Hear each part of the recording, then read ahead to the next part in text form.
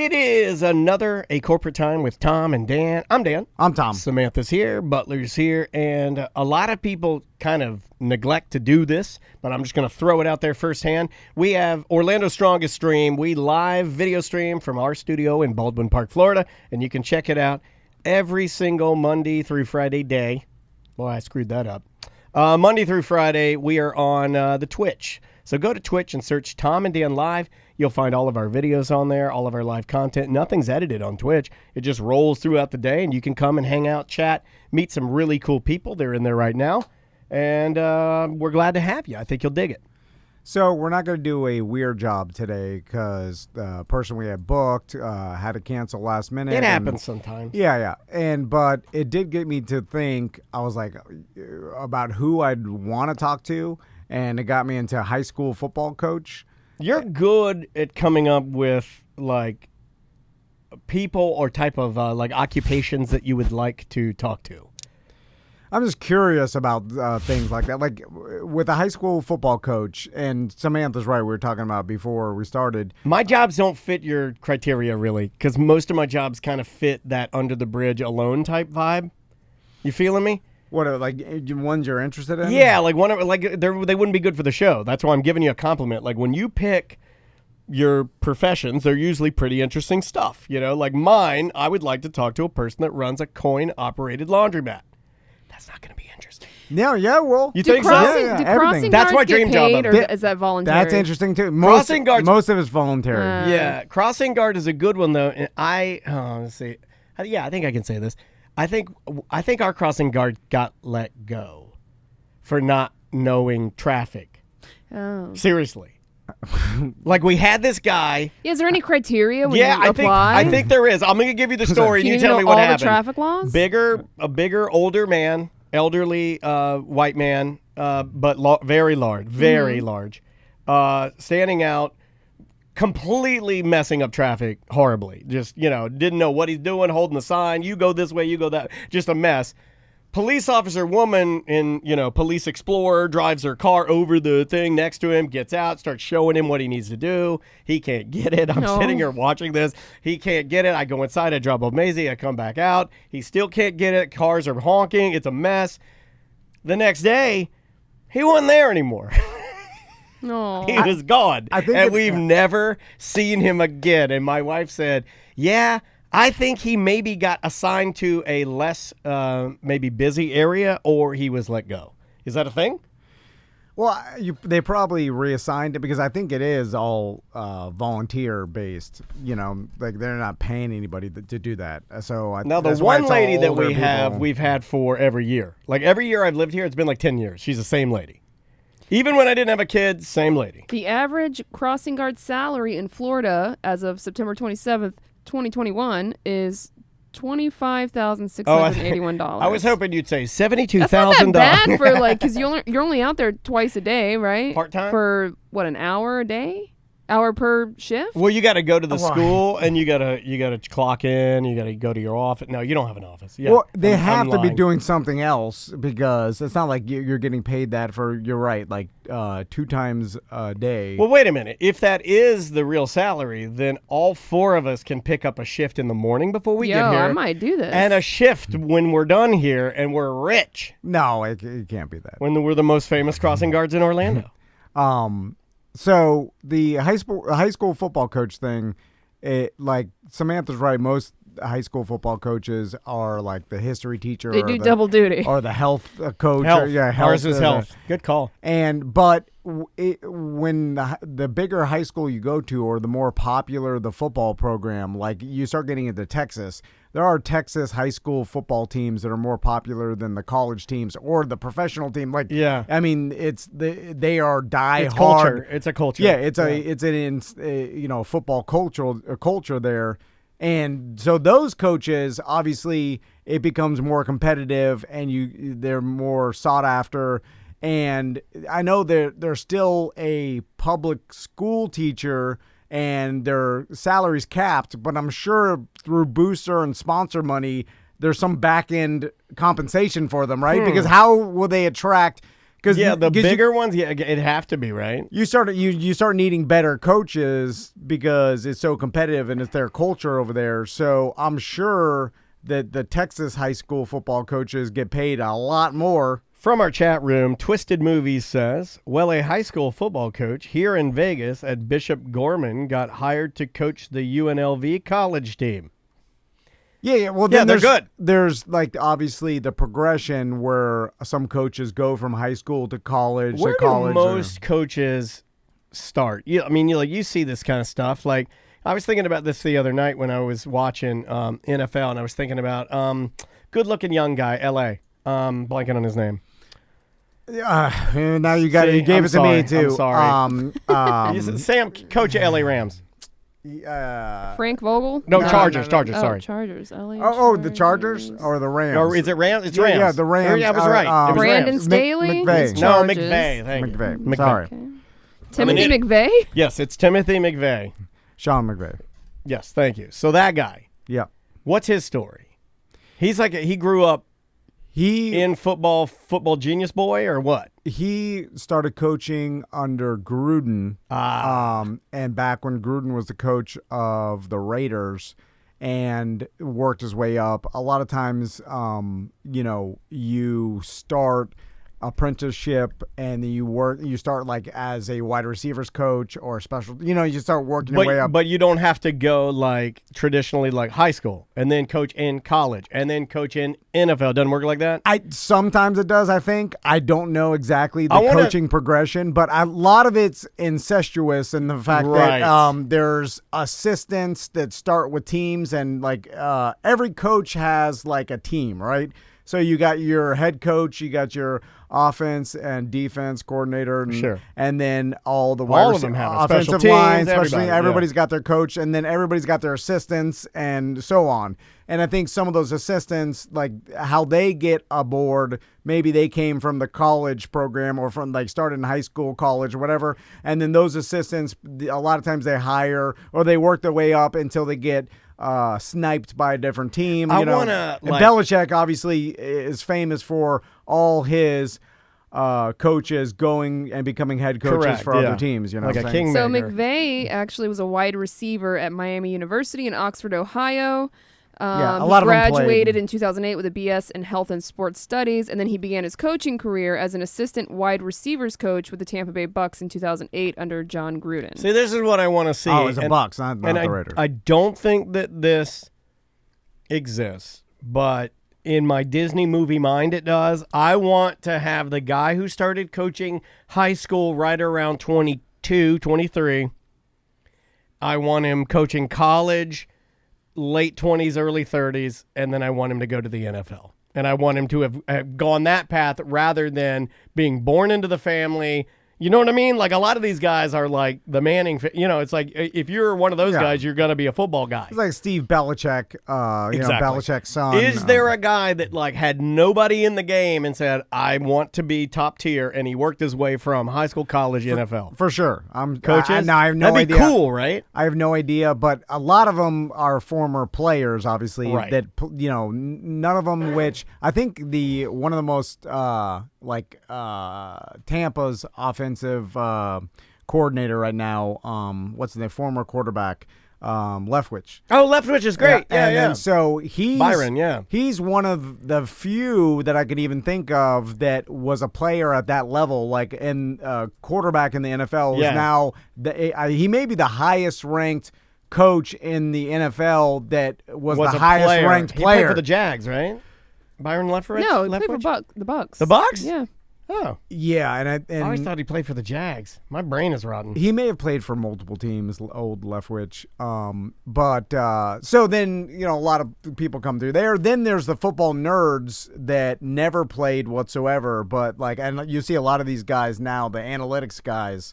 That's a big thing now where a lot of the teams are making that push towards the nerdier side of football, where you start looking at all the statistics and analytics, and you're running your team more analytical, kind of like baseball with Moneyball and stuff, how they all switched over to analytics. Football has traditionally been a lot more of a gut and a feeling type of deal, And there's, kind of two different ways to think about it now. And some of the old school coaches are pushing back on the analytics side of it. And then, it goes both ways where, a lot of times the coach's experience and the field of the game makes a difference. But for the most part, it's like you should statistically do this. You should go for it instead of punt. And like a lot of those things like that. And the old school coaches will be like, my gut tells me to punt, but that's wrong because it's like you should trust the math, not your gut. I like that. But anyway, just like the high school football coach, it's interesting to me that there's a hierarchy in that position of a public school teacher, right?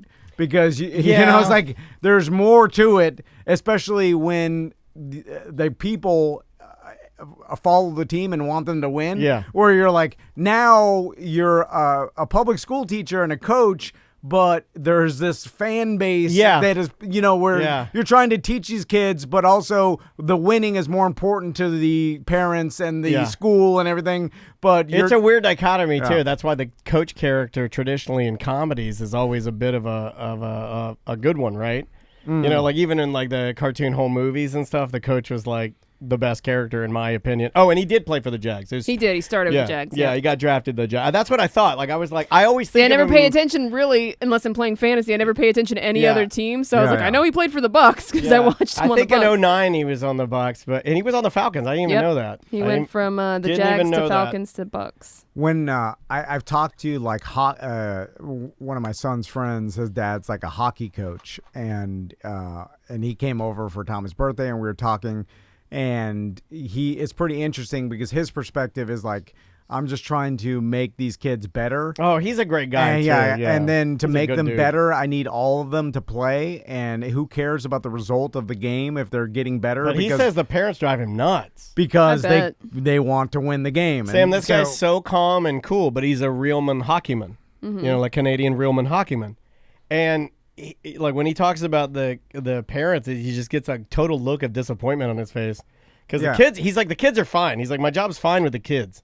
He's like, the kids never get me to a point where like I don't want to do it. He's like, the parents will push you to a point where you're like you're not into it. And what's weird is we understand this as a society when it comes to it's a thing. Yeah, you're right. Like professional sports and like preseason, right? So the preseason football games, we understand like if your team loses a preseason game, it doesn't matter, right? And then we don't get super upset when our team loses a preseason game because we understand it's about the coaches figuring out the personnel for the regular season. Every kid's game should be treated like a preseason game if you think about it because it's all about just making the players better or giving them reps. Yeah. And, you know what I'm saying? Like, why does a result matter, especially in ages like under high school? But this is ridiculous. But what are they playing for, too, I would say? Especially under high school. What are you? They're not getting scholarships. They're not getting compensated. Yeah, you still want to win, but when the coach is trying to give all the players playing time and trying to, make your weakest player better, Parents will get mad. Yeah. Don't take my son out. He's the best one on the team. Parents ruin everything. Man, when I go to school, especially during this weird time of COVID, you go to school to do anything with Maisie, there's always some parent there just complaining or yelling at some crap, and I'm just like, oh my God, don't you not want to do that? Just do what. Imagine being that person's just kid. Try to be. Just try. Oh, I even want to tell you what it's for because I'm sure we have some people that believe that. I'm just saying, I've learned a lot from Tom Van. No, really, I have, in the fact that there are battles to wage, and then there are some that. What are you doing? Why are you doing that? You don't need to get involved in that. You're making your own life harder, fighting a battle that's an unnecessary and non-needed battle. A battle where you have to draw a line in the sand with teachers and yell at them. It's not worth it. It's just not something you need to do. You just don't need to do that. Doesn't seem like there's anything in it for you or your kid. You're not gaining anything, and you're embarrassing your kid, number one. I mean, think of the kid. The kid don't want that. Nobody wants that. Just try to be cool. But it's also like trust the professional. Like, people yell all the time and like talk about how coaches stink and how this person stinks and that person stinks. Because it's like easier to make a broad statement, broad stroke. We do it all the time. But we're supposed to. I feel like we're the it stinks guys, right? I mean, that's kind of our. For sure. It's Gets kind of more our entertaining. job. No, it's our job. Look, I'm just saying, 'cause Melissa has that video of him saying, "You stink." It's probably my I favorite love video. yelling. It's good. Spicy Tom, who hates things, is one of my favorite Toms. But it's like the coach knows more than you do sitting Yeah. and watching. You know what I'm saying? So like whatever decision they made, Fisher. I'm sure Ooh. it's based on 1,000 times more pieces of information than you have available. You know what I'm saying? So you're just watching it, you're like, that was a stupid decision. What an idiot. And you're like, I don't know. I think they know. Like I watch Sports Center. They do this for a living. It was hard as hell to get here. And now that they're here, I'm sure they make mistakes, but whatever decision they made at the time is probably based on information, thousands of pieces of information that they know that you don't know. Anyway. Oh, damn. The chat room going against me hard. They like singing Tom better than Spicy Tom. All right. Well, we don't get it a lot. We got it yesterday, Yeah, we did and get it some yesterday. people, you notice the chat room's a little light this morning because most people said they could quit listening to the show now that they heard Tom sing beautifully the song "We Are Young" by Fun. I never thought I'd see that. I told my wife that, and she said I made it up. She said, "You lied. He didn't do that." I guess he did. You didn't. You go back and watch it. Let's do some voicemail. All right, let's go with this one. What say you about BDM shows being released on Mondays, Tom? Hey guys, I think Monday afternoons are perfect for the BDM show release. So just for what it's worth, if you're ever wondering, I think it's the perfect timing, especially because with Friday and the timing of that going into the weekend and then the BDM show going into the week, it just feels good. So my input is keep it up. I like it when people give input. I've All never right. really thought about that. The BDM show, it's been coming out, like, we've been trying to get it out consistently. Like, I try to get it out Mondays between 3:30 and 4:45. And I know that sounds like a weird exact time, but I really am trying to beat that 5 o'clock going home deal. Yeah. And I've always tried to do that. I've always tried to beat 5 p.m. That way, if you do get into your car, you can ease into that Monday, at least coming home with a little bit of jokes. Yeah. And we may even release it earlier moving forward because we may try to record it on Thursday morning. We'll still put it on the BDM Facebook Live for Thursday morning. And then it could pop out.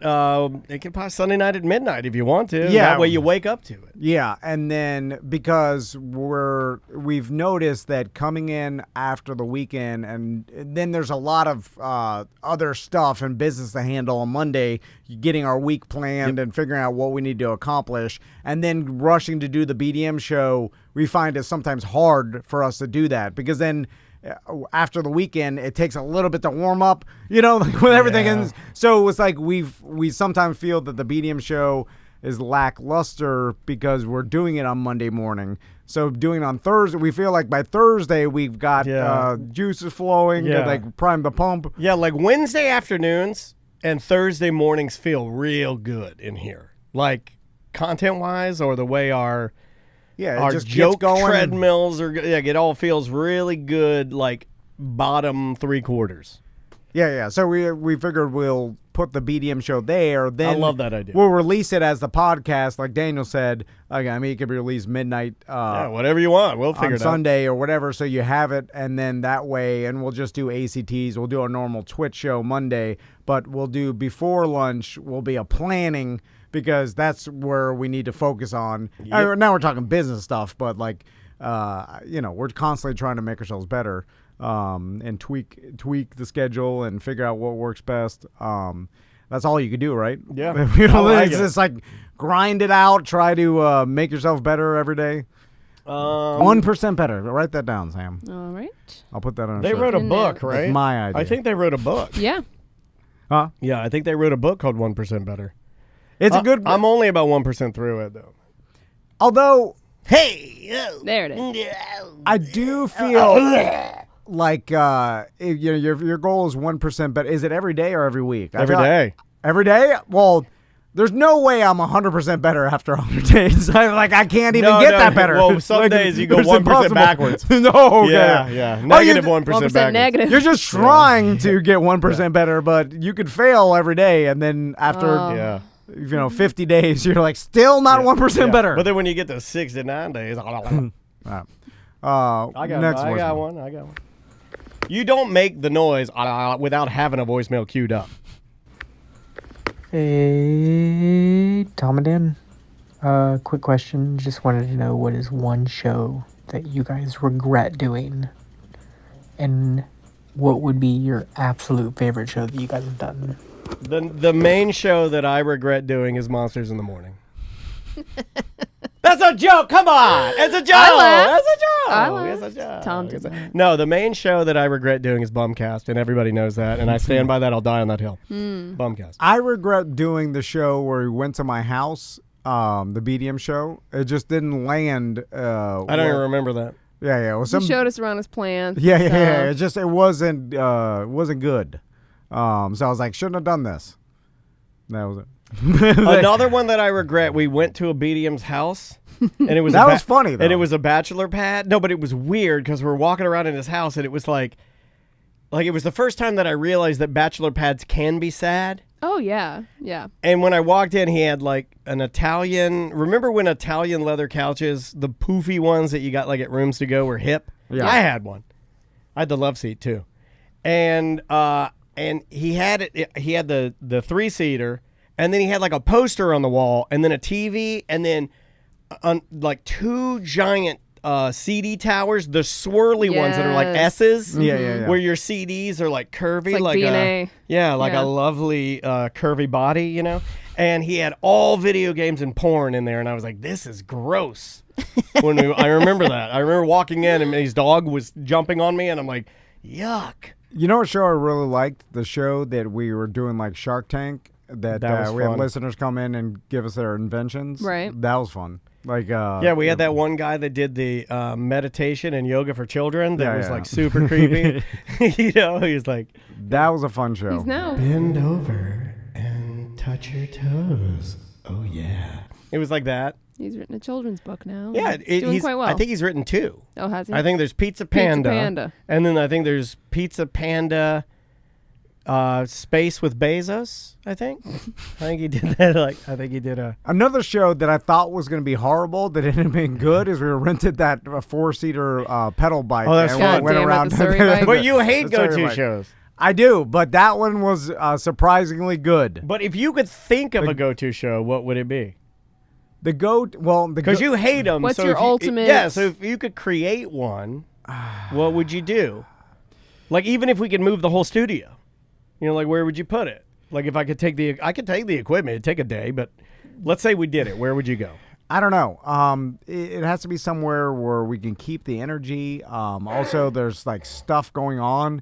Like, the go-to show I didn't like was when we went to Spirit Halloween, because it was just, we were walking through the store. Yeah. Plus, there's an awkwardness of, like, we're holding mics, so everybody is like, what the hell are these guys doing? So then it puts a spotlight on you for sure. And then we're walking through and we're trying to be respectful, like, and not be loud jackasses. And you know what I'm saying? Everybody like in that. Spirit's loud jackasses. It's fine. No, you know what I mean. Yeah, no, I don't want to be the guys. Because we yell. They're doing something, like what are these guys doing? I don't want to be like, bothering the employees or like making them nervous or like what the hell's going on. Yeah. And then it becomes hard to create content because most of the content we're doing is just making jokes about what comes next. If either of us are uncomfortable, it just doesn't work as well. Yeah. And it never will. That's just that's the equation. Good question, though. Best show? Look, I've always been a fan of Black Christmas shows, and I probably always will be a fan of Black Christmas shows. There's nothing I think is funnier than when we're just... it doesn't help the show. That show's not really funny, It doesn't help the company. A lot of people think it is funny. It doesn't help the company to do a show that if you actually listen to it, there's going to be a percentage of people that go, what the hell is this? Mm-hmm. But I like that because my humor usually lands on like weirder stuff. So, because I'm just answering the question. I don't think it's our best show, but I think it's some of our funnier What about stuff. the last Tom Rhodes show? Well, they're uncomfortable. Well, it's uncomfortable, Yeah. I wish it hadn't happened. I like the guy, and it makes me sad. Yeah, that's those type of things. Yeah, are that super one comfortable. sucked. What That are about good the content? White Claw Sports Fishing Boat Show? Yeah. I don't think we did much of a show. We did like 2 segments on there. Yeah, but then we Yeah. were like, we're not doing anymore. It wasn't. Yeah, because we were Yeah. just floating in the middle of. We're catching nothing. You got to Yeah. pee so bad. No. Hard to do a podcast when you got to pee so bad.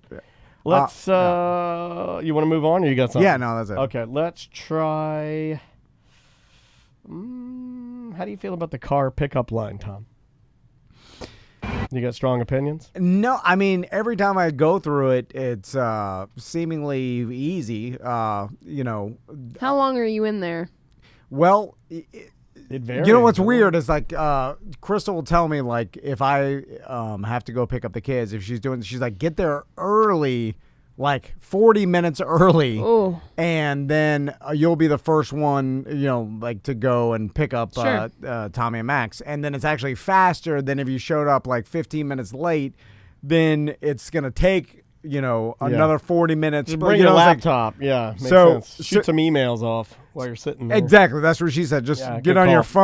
phone and then do work while you're waiting, and then it's faster pickup. Yeah, but, Trey, everybody in the chat room's agreeing with you. but if you even get there 40 minutes early, there are people there already. Like I don't. What's Damn. interesting? I want to find Somebody beat you and you went for 40 Oh, early? I think people go like an hour and a half, or like someone is there early as Damn. hell. Like I remember Crystal one time, like she had some sort of like basically an hour, and she was like, "I'll just go start waiting there." I hate it when the time get home is the perfect amount of time for you to have to head back. You know what I'm talking about? Like you hit this like perfect time pocket where you can do nothing and it would just behoove you to stay put.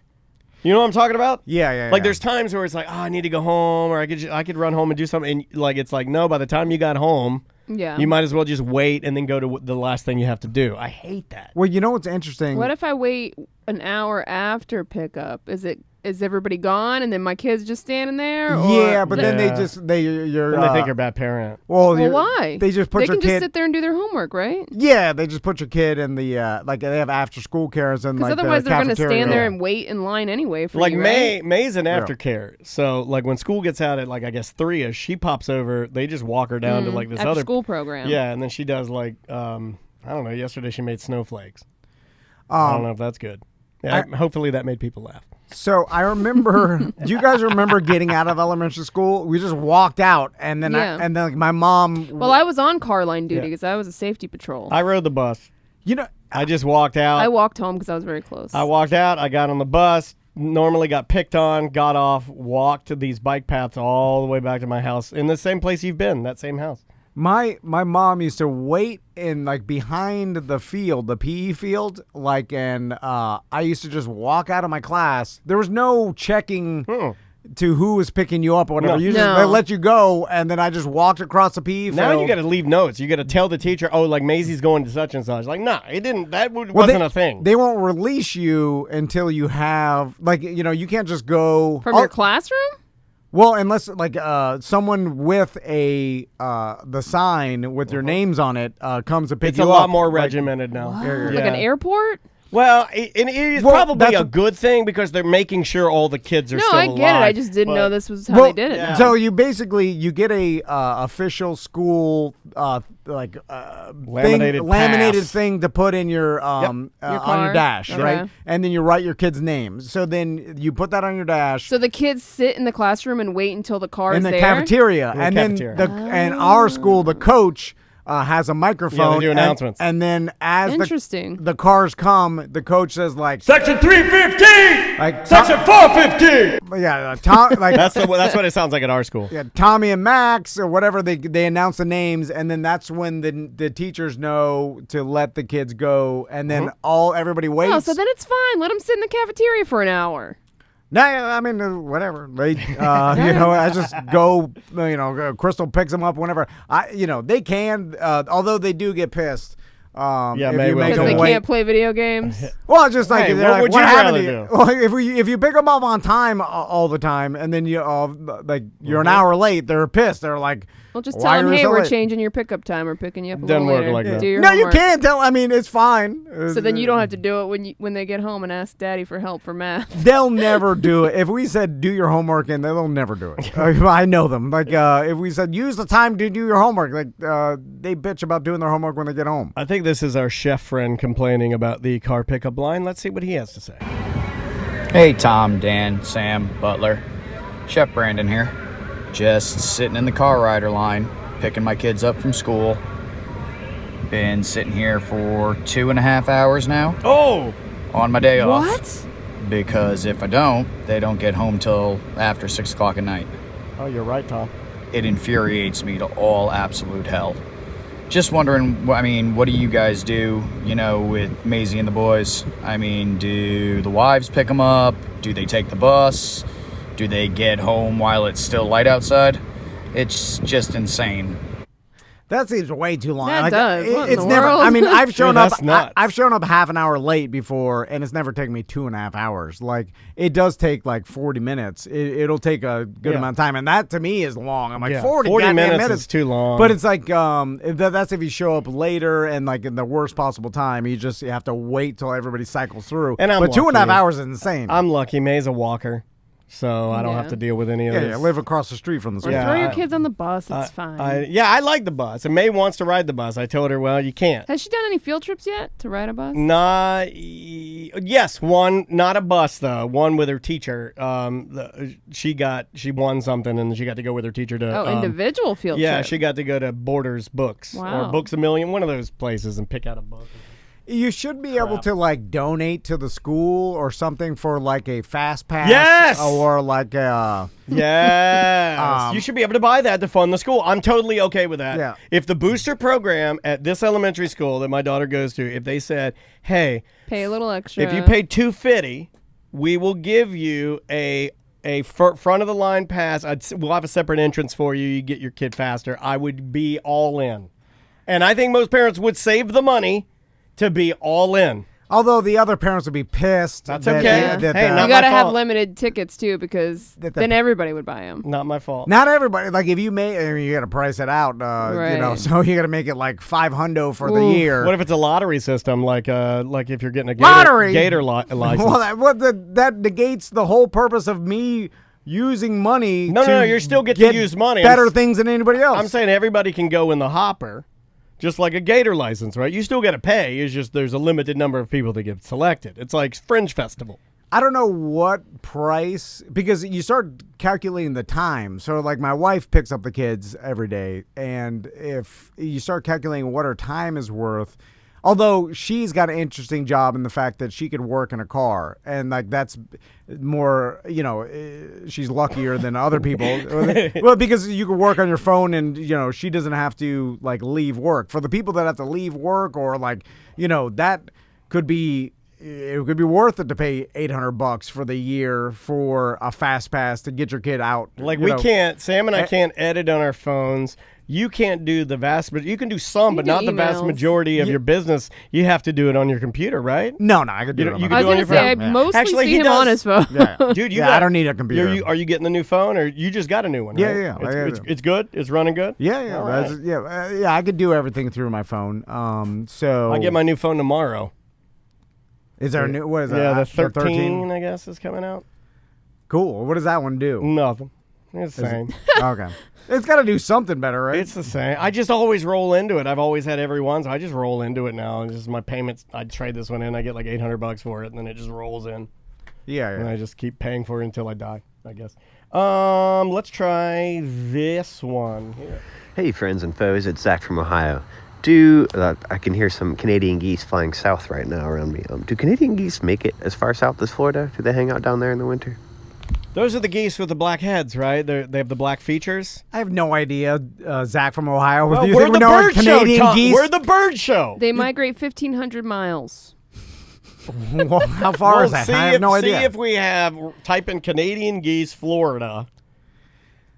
I don't think they make it all the way down here. They're pretty though, right? Those are the ones with like black legs Oh. and then the black Excuse neck. me, right? Florida is home to year-round resident Canada geese. Yeah, we got them. Well, so Canada they don't geese. even migrate. They're just here year round. Let's see. Like they got here and they're like, well, This F place- Canada, yeah. this is way better. Yeah, this place rules. Geese on the beach. Says if you have a large goose population in or near your yard, it's probably the Canada goose. The Canada goose is the most common goose in North America. These birds don't always migrate, but when they do, they fly south from Canada in the fall so they can overwinter throughout the U.S. Let's get a goose, dude, for the studio. Can we get a Canada goose?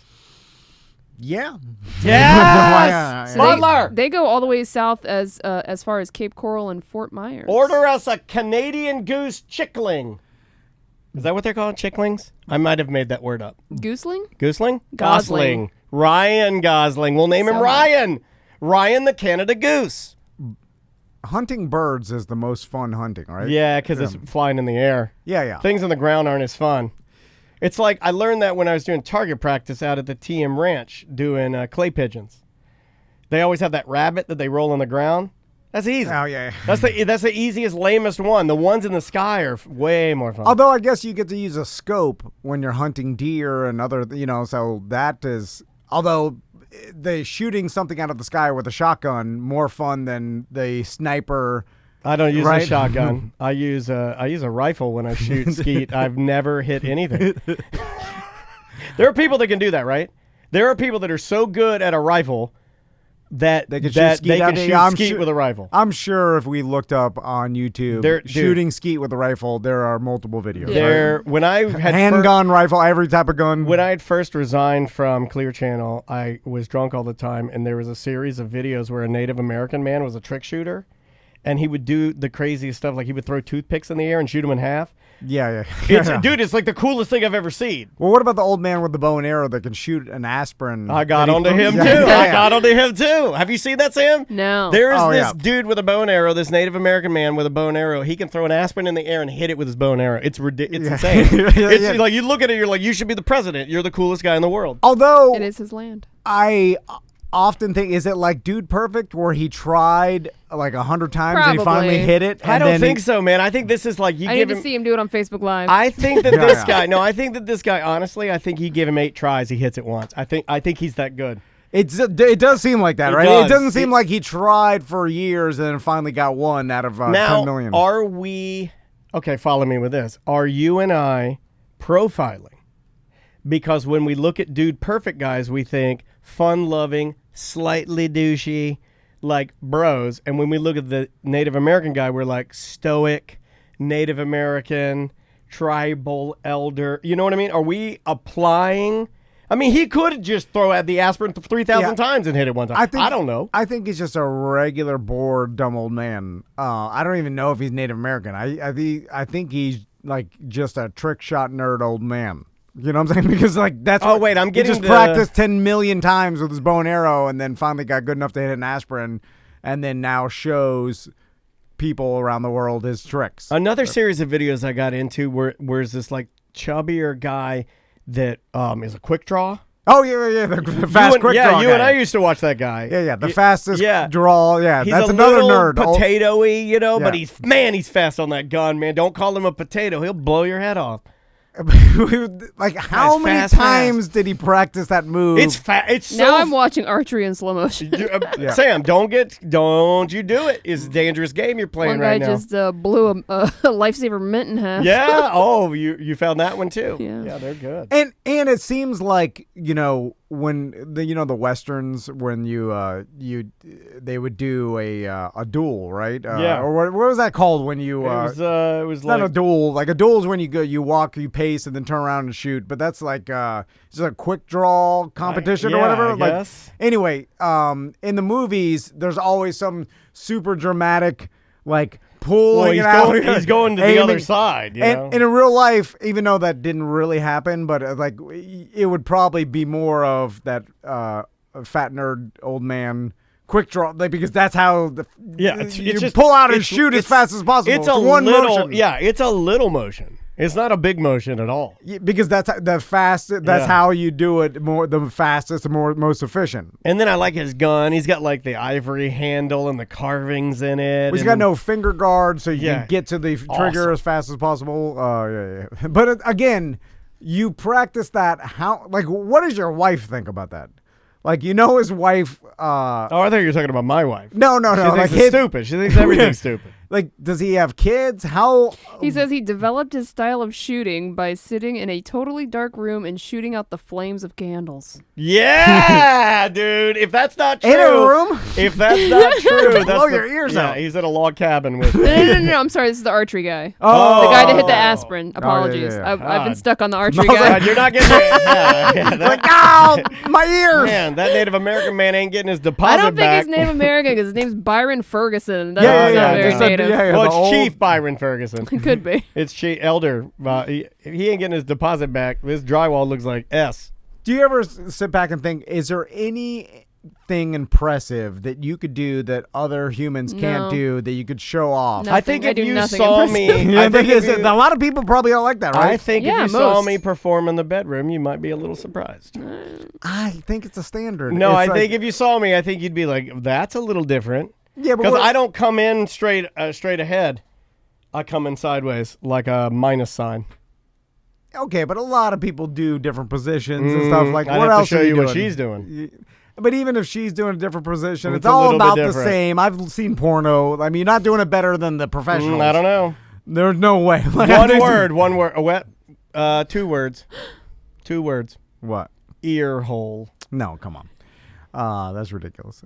So none of us can do anything impressive No. to Butler show can. I bet. No. Butler, can you do God. anything impressive anything. That Butler, nobody else can do. that nobody else can do? I could do or any- better than anyone else. I could do almost anything Butler could anything do. you can do. I can do better. Anything you can do, I can do, Butler. I can wiggle my. Oh, hold on. Let me turn your microphone Oh, on. Okay. can't talk on the mic better. I can wiggle my hobbit feet. I can wiggle my toes side to side. What do You you mean? can Wiggle go your in and out of big jail. You can What do you wiggle mean your side to toes side? side to side. Oh, they're creaking, dude. What is that? Popping the toes in and out of joint. You got long, disgusting my bird God. feet. Your not impressive. toes. Your toes. Hey, but you look, can't do it. You said you could do anything I could do. Your toes look like Skeletor's hands. Yeah, yeah. Yeah, oh yeah. That is true. You did say you Can could you do do anything. that? you Well, could do better. yeah, but that's not do impressive. it. I'm saying impressive. I was Like, not impressed by that. If you're I was double repulsed. Disgusted jointed, by or Yeah. or if your Yep. knees, like I could bend my knees backwards, like that's not even impressive. Like you got some deformity that you were born. I'm deformed. gross. Look at my Yeah, deformity. Is yeah. that I impressive? can show you You're my like, tail. look at my big purple birthmark on my face. Oh, that's me. Like, what is that? Disgusting. All right, bye-bye. Welcome to A Corporate Time with Tom and Dan. I'm Tom. I am Dan, and we are live on Twitch. Twitch.tv/Tom and Dan Live. Orlando's strongest stream is live, and you can jump on that page, twitch.tv/Tom and Dan Live, chat with people, watch us. It's a heck of a good time, but never fear, if you miss one, you can jump over to YouTube and subscribe to our YouTube channel, also Tom and Dan Live. Where are we at with this? Because I feel like Well, he's on the line. I know it. I and, know. But I mean, before you we can hear bring him, everything we're saying. no, that's fine. But before we bring him up, I know that there was last week we were telling EJ that there were a bunch of people that didn't like Nerd Jock and Yeah. wanted us to stop. Then I saw a post on the BDM page and people supporting EJ saying they liked Nerd Jock. Yeah. And then people were commenting, which I really liked. They were like, man, you guys are fools. The Tom and Dan know exactly what they're doing. They're doing this so that they can generate some sort of discussion. Yes. And then it's Hey, like, all they oh, want is web clicks. it's a grand plan. I'm by like, the way, grand plan? Yeah, we've What do you no think? plans. Yeah, what do you think? You're an insane person. know who's in what charge this of is? this? You know what this is? This is no different than The Sopranos when Paulie Walnuts was chasing the Russians in the forest, and they never went back to the storyline. We're never going back to this. We're just going to act as if Nerd Jock's fine, and we're just going to never go back to the storyline. Never go back. Are you going to watch that Saints of... Everybody's telling me whatever? it's I terrible. heard it was Stanko. But it's also got, and this is what's getting me, it's also got James Gandolfini's son playing Right. Tony Soprano. So Hmm. I'm like, well, I got to watch that. And he looks like a handsome, and I feel bad for him as a handsome young chap, and his dad's dead, and I know what that feels like. It's crappy. Someone on the BDM page said you'd like it being that you were a fan of The Sopranos to begin with. I watched it. Well, the thing was I lived it, not being a gangster. I mean, like I was alive during that time period. Were you when watching you had to it? sit down and watch it on Sundays. Yeah, when it came out. And it yeah. was better that way. It's definitely better. I don't care what any of you binging people say. Space it out. Having to space things out, time, or what is it? Time To digest the content. Yeah. Distance makes the heart grow fonder. Distance, time, whatever it is. Binging is cool. I don't want to yuck on your yum, but I think the emphasis and able to think about it and discuss it, I think that really helps. Anticipation. Yeah, it helps. You're waiting for it, and then when it lands, I'm doing it kind of with Ted Lasso. More. Kind of, I get a little bit of that with Ted Lasso, but not like The Sopranos. Like The Sopranos was the last show in my life that I would make food for. It was like I'd go and I'd pop popcorn. Like that's such a stereotype, right? The popping popcorn. Like this is must see TV. That was the last show I did it for. I'm sure some people did it for Breaking Bad. I'm sure some people did it for Game of Thrones. I never did it. A lot of I people aged out, I think. Binged both those shows. Like Breaking Bad, it became really popular. Yeah, I never heard anyone talking about it till its last 1 or 2 seasons. Yes. Right. Yeah, it didn't become popular until then. The only person that I heard talking about it was NZ Ansari. On some podcast, before it even hit, he was like, "You got to get on the show, Breaking Bad, man. It's awesome." I think he's super funny, and he was all about Breaking Bad, and then 5 years later, it popped off. So I guess we'll do it and see. I mean, are we at? I'm ready. I got it ready to go. Are we at like a game-to-game scenario, kind of like Ben Roethlisberger right now, or is it like you're giving him one more game and then? Oh, they said one more, and they're going to sit him, right? I don't know. And you look like Ben Roethlisberger. He does look a little Roethlisberger. Don't say that. Oh my God, You look like Ben Roethlisberger. you look exactly like him. Yeah. I mean, No. you look like more like Roethlisberger Can we call than you do Brady. Okay, your That's new true. name on the show is Ben Useless Burger. Ben Aderberger. Ben All right. Whataburger. Okay, here we go. We're doing it. Oh, that was the wrong button. And I that was an honest. Okay, I want you to look. They're side by side. That was an honest mistake. Well, you putting them side by side Yeah. on purpose. You got me. Subliminal.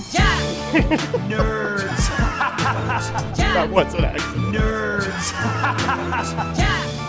Nerds. Jock, nerd, jock, nerd. It's Nerd Jock with EJ. Some people like it, some people hate it.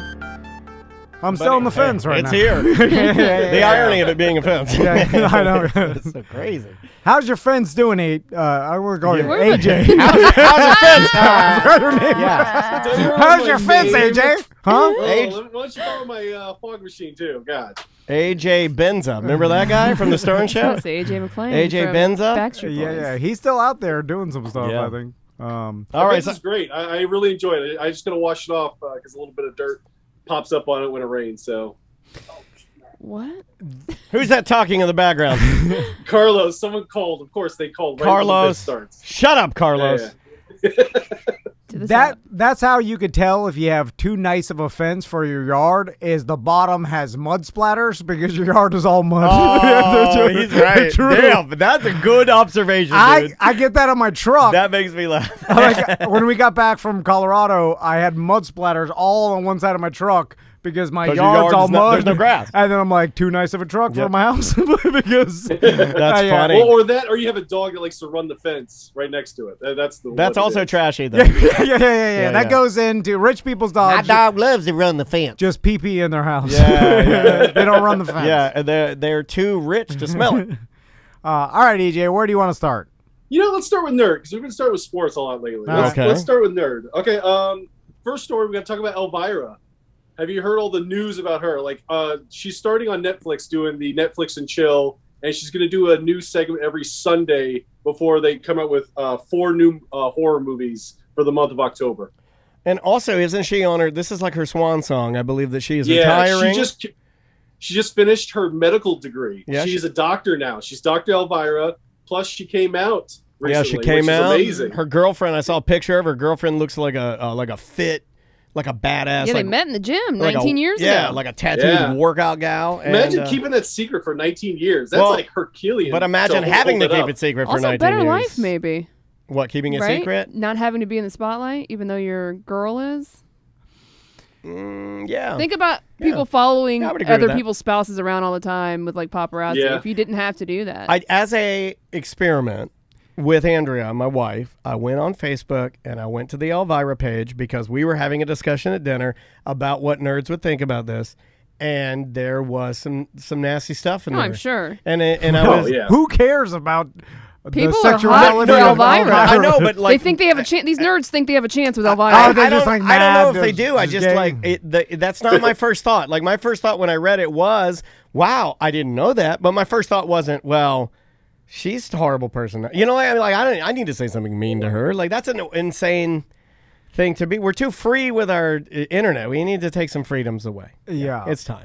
You You gotta take some freedoms away. You can't be saying nasty stuff all the time. So honestly, the only thing, and I'm not even exaggerating, the only thing I know about Elvira is she's got giant boobs. Yeah, she's an And attractive Halloween boobs. She is. You know this. I think you know this. I don't know what, you know like, that what she sounds like. What But she you does. know she is a definitive sexy Halloween icon. You know that. Yeah. No, that's all. But I don't know. Like, is she a good host? Is Yes. she good at presenting? Yeah, like, she is. I Yeah. can't even imagine her talking. She's the female Vincent Price. She's No, top. no, You no. never saw her movie, Mistress of Darkness? It's actually not No. that bad. It's not bad. In her video game, she had a video game back in the day that was like one of your first like survival games or escape games or whatever. I remember it, and it wasn't bad. The video game was not bad. I think she's made really good career decisions. Yeah. She got amazing genetics. Oh my because God! Have you seen her how- without the Oh, for makeup? sure. Without the How makeup, old she's is she? 100 times prettier, and with the makeup, she's flawless. Like, she had to stay out of the sun forever. Like, she had Oh, to keep up with this Now, in like an insane. if you fashion, really right? like Elvira, Is she a natural redhead? yes. Okay. If you really like Elvira, then you know her name's Cassandra, and you also know where to find her penthouse pictures where you can see it all, if you know what I mean. Oh, okay. She was nude. Oh, So, yeah. Okay. In her younger days. And let me tell you, she doesn't look much different then than she does now. Honestly, it's ridiculous genetics. How old is she now? 70. 70. Tom, if you see the nude pictures and look at her now, I Insane. promise you will not see that. You'll be like, that's the most Nope. amazing female genetics That's I've full ever. bush. But tell me, am I dying or lying or dying? No, she looks great. She looks great. So She is just absolutely stunning woman. at 70 years old, she's like, I haven't seen a recent picture of her, but I remember I saw her at a signing, like a candid from like Instagram. It's unbelievable. It's insane. It's unbelievable. Yeah, she looks the insane. It's the feeling you had with Mark McGrath times 5 or 10 because she doesn't have as much. It doesn't appear. But there's the surgery. I don't There think. ha- yeah, I don't there has- know. I there don't has know. to be, I yes. don't want to admit. I don't want. I can't tell. I will bet 100%. With Mark McGrath, I can tell. $1,000 that she's had something. With Mark McGrath, you can tell. With Cassandra Peterson, you can't tell. She just looks very. She like got that Christy Brinkley thing going. Well, to look that good, there's got to be some small Botox, some pulling, some lifts. You can't. I No, mean, well- you're not a supernatural. Well, thankfully for her, if she did do that, then her She doctor did it right then, yeah. then her Yeah. doctor Yeah, her did doctor's an, really good. an excellent job because you cannot tell. with I'm sure an insane regiment of skincare and staying out of the sun and not Well, drinking. she never tans. Probably, for sure. probably more than anything, diet. Diet. I mean, Oh, yeah, probably more everything. than anything, she just eats good. She's probably a vegetarian or pescatarian or something. You look at. I'm watching Look at Tom Brady's face, and I mean, I know he's got he's got He's got all- those all the smiling stuff, because I'm looking at my money lines. but it's just like, man, it was Him amazing. compared to Aaron Rodgers is totally different, right? Well, He's if you purposely care, looking yeah. like a beach bum, you know. I Like mean- for sure, Rogers, like don't. his hairstyle, or Brady, his hairstylist gets the gray out. Like at his age, there's some gray in his burns or You don't, something. you don't want it longer, bro. Trust me. I tried to do a little bit of that, and I started seeing some gray. I'm like, I'll cut this thing back a little bit. All right, next story, EJ. Okay, we're going to talk about Venom. Let There Be Carnage won the box office the past week and was $90 million it made, which is a pandemic record. Which I don't know how you measure that. When did the pandemic start? When it done? But it was a great movie. I went and saw it on Thursday. Isn't everybody saying that the bigger story here with this Venom movie, sorry, not to take a bit of a left turn, but the bigger story with this Venom movie is that everybody was saying that, the box office is dead, bye-bye movies, and then here they're saying, well, this is a record that we've broken, and then most people are saying, well, the people that said the theaters are dead, they're wrong. Have you read that? Yeah, that. Well, I thought you were going to go with the post-credit scene. Is everyone's talking about that? Well, I haven't. Without spoiling it. Yeah, I'm not going to say. I'm just saying, stay for the post-credits. Yeah, there you go. There you go. And well, I think the theater, maybe not dead, but transitioning, changing. Yeah, the model's changing just because you set a record with the new Venom movie, and it's the only way for people to see it. There are people that still want to go and experience the movies because we've been without it for so long. But you need the Venom movie. You need 5 of you need those every weekend. And like it was before, and I don't think that is not coming back. See what I'm saying? Right. So, yes, you can set records with big blockbuster movies, but what's going to happen the next month? So the industry as a whole is suffering tremendously, and I believe it's never going to be back to where it was because we've had an inherent change in the world, and which we're not going back to, right? Yeah, like one of the things that we were talking about, like even Sam and I were talking about this morning was that, you get an abundance of people that reach out to you to ask you if you want like tickets for stuff now. They'll be like, because people, maybe they don't want to go. Maybe they got sick. Maybe they got COVID. Maybe they're afraid of COVID. Yeah, like there's a lot of different things out there that we never had.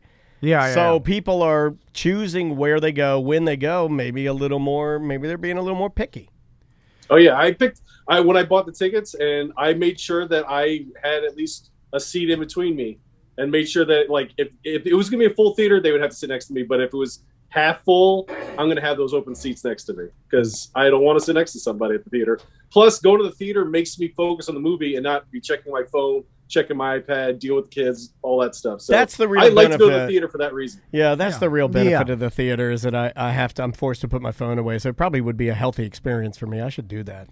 Well, yeah, because I'm bad about the phone. You're not gonna be tempted to just pick it up and scroll while a low part of the movie. Who does that? You're focusing. I've caught myself. You ever catch yourself doing it, and you're just like, "What are you doing, man?" Yeah. When I watch the movies that I watch on HBO Max or Netflix, as soon as this little slow part, scroll. Yeah. So I needed to focus for sure. All right, next story, EJ.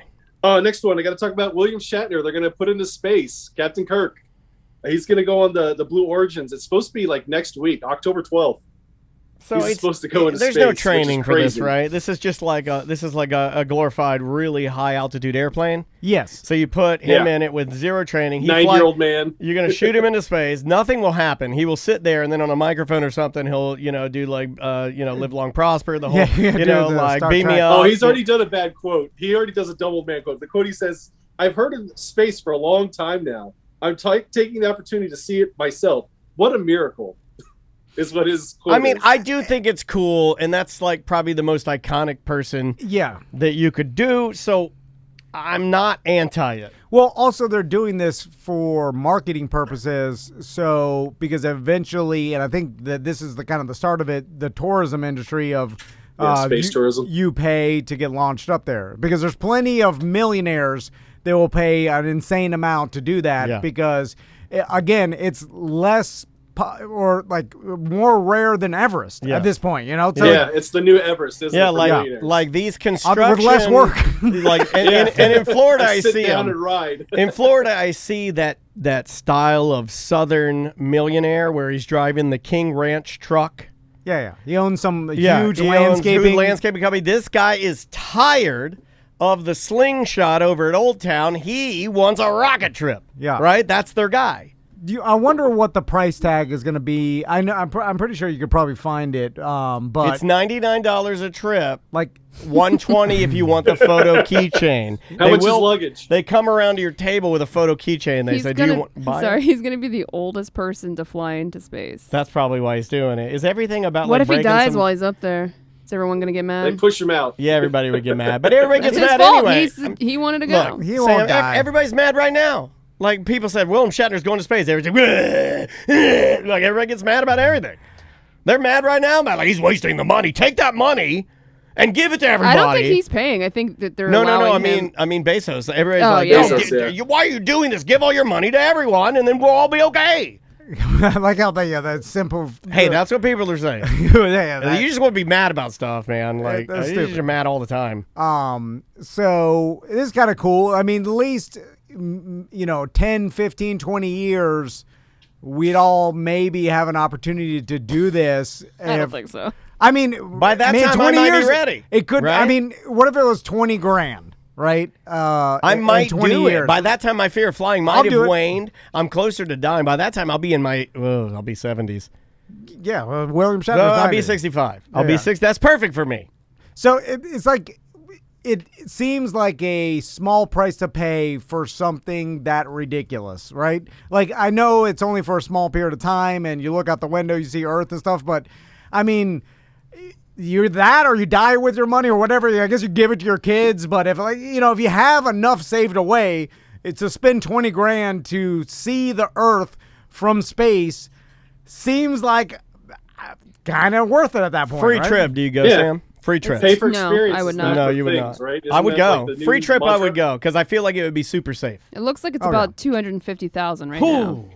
Yeah, I mean, that's what I'm But for a saying. millionaire, not that much. Yeah, for For a once in a lifetime opportunity that very few people have done it now. Oh yeah. You'd want to get in early. That's true. But then it becomes like Everest, Yes. where So you want to get in early. every other dentist has done it, and then it's not that special. Yeah. Although it's still iconic enough where you're probably the only person in your town that has done it, right?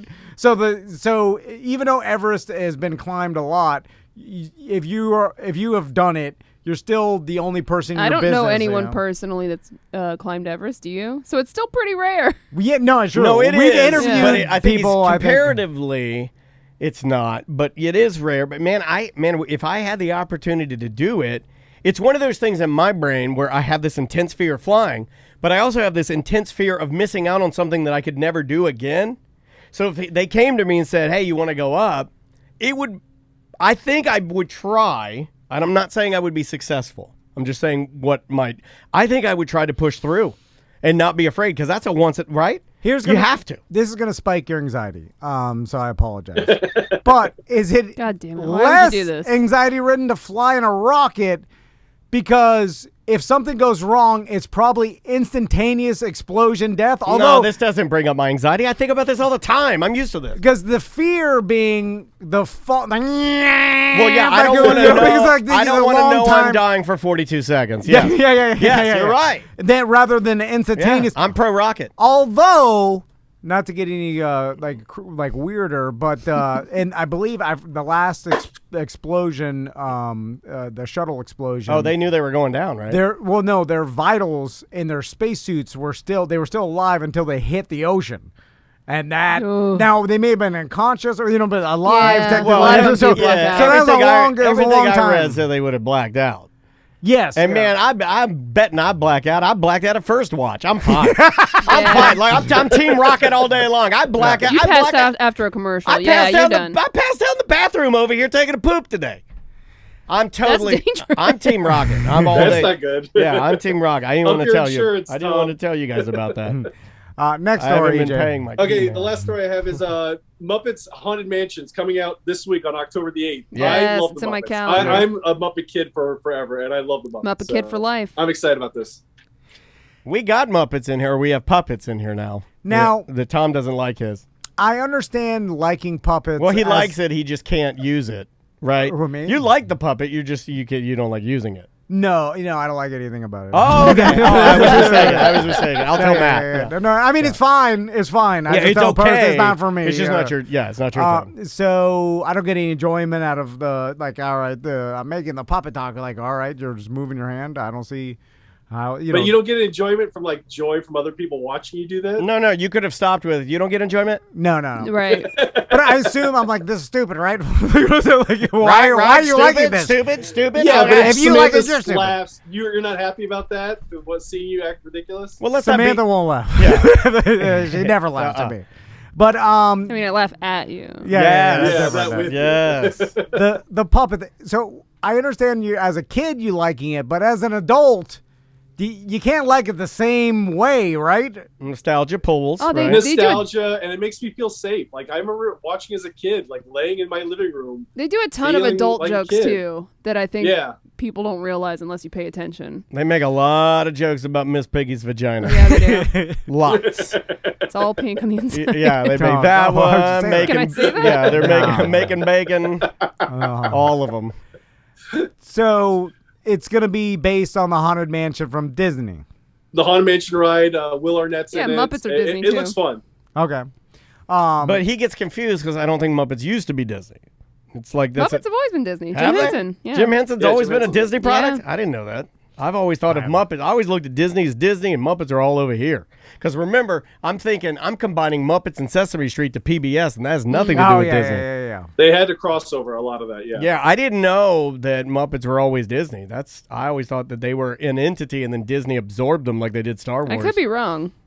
I don't know. I don't know. I think there were like Sesame Street was PBS owned specifically, but there was crossover between the Muppets and Sesame Street, and Disney mostly owned. I thought that Disney absorbed the Muppets like they did Star Wars. That's they what did. Yes, you're right. Yeah, you're correct. There's always been a business relationship, but they I'm telling acquired the Muppets intellectual property in 2004. If you guys listen this guy to knows me, his Muppets. If you guys listen to me, I know some stuff. I've got twice I've gotten things right today. Byron Leftwich, the Muppets. I know Byron Leftwich and the Muppets. That's it. Only dumb stuff. That's still Well, that's going. a good crossover to the next thing we're going to talk about. Yeah, let's talk over to Jock. We're going to talk about the Urban Meyers story. Have you seen the Yes. videos? I enjoyed the video. The second one is better than the first Which one? one. The view where you can see where he does the two fingers? The first video just the dancing. is damning. Yeah. Dancing, yeah. That one's bad, but And- not as bad as the second And the one. girl is very attractive, and he is straight up getting jade by an A. Can I say that? Yeah. you can say Yeah, just letters. And in the second video, he is doing things that you. In the second video, he appears to be stuffing a handkerchief into his, like a magician tucks a handkerchief into his closed fist. Well, here's what we can agree on. The Is Go fake Gators! apology after that. All Gator fans are into this, by the way. That's what I heard. Well, yeah. Them and Ohio State fans, because they're all Yeah, they all like it there. He's having a terrible go at it. He What do you mean? He's always been. No, He's not always great. been this guy. Yeah, this Yeah. isn't The hard anything condition new. to This get is- out of the Florida job. And this then is he did par same for the thing. course? Ohio Yeah. State, yeah, he's a bad guy. Yeah, this is par for the course. Well, what I'm saying is like his NFL debut, yeah. He's 0-4. There's, from what I've heard, everybody's talking about what he's doing, his personnel, how he's running the man. team. Like you're hearing a lot of dysfunction out of Jacksonville, and then this drops, and I'm sure now you've got people because. Okay, what do we all know about NFL head coaches? All they do is work, right? Like that's the stereotype. The Bill Belichick, the Gruden, they're just watching tape. Grumpy They're worker boys. grumpy. They don't spend time with their family. They do nothing fun. They hate fun, but I like it. I like that. And You should be a football coach. all not too dumb. And too lazy. Like all they do is work their ass off and grind, and then they get fired. So this is like a coach that's not winning that doesn't like from what you hear the reports is like there's dysfunction. It's not as good as it would like Trevor Lawrence is not performing as well as I think he's got his finger on the pulse of this team, and he's gonna. I feel confident that they're gonna turn it around. And so you've got all the other coaches in the NFL that have that stereotype of all they do is work and never see their family. And then this guy is, finger on the pulse. Yeah. And then the stripper and He's been putting Fingers in. on some poles. He's been putting in but the owners the time. and even the players got to look at that and be like, why aren't you just in a room in a basement watching tape and trying to make us win? You're having dancers. Well, you heard what he said. He said he went to visit his grandkids. Right. He used his grandkids as an excuse. And then What an a-hole, and then they right? interviewed Bill Belichick, and he said, "Well, that's your problem. Who visits their grandkids?" That's a joke. I made that up. That No, did but not it's true. happen. But that's it. I can see Bill Belichick saying, "Grandkids, this is football season. I'll visit them when we're done." I I don't do barely see my son who's Right? on the same team with us. That's kind of Yeah. that is kind of how I feel about certain coaches. You look at them and like, okay, Adrian Heath, his son played for Orlando City when he was here, but don't walk into his office when he's watching tape.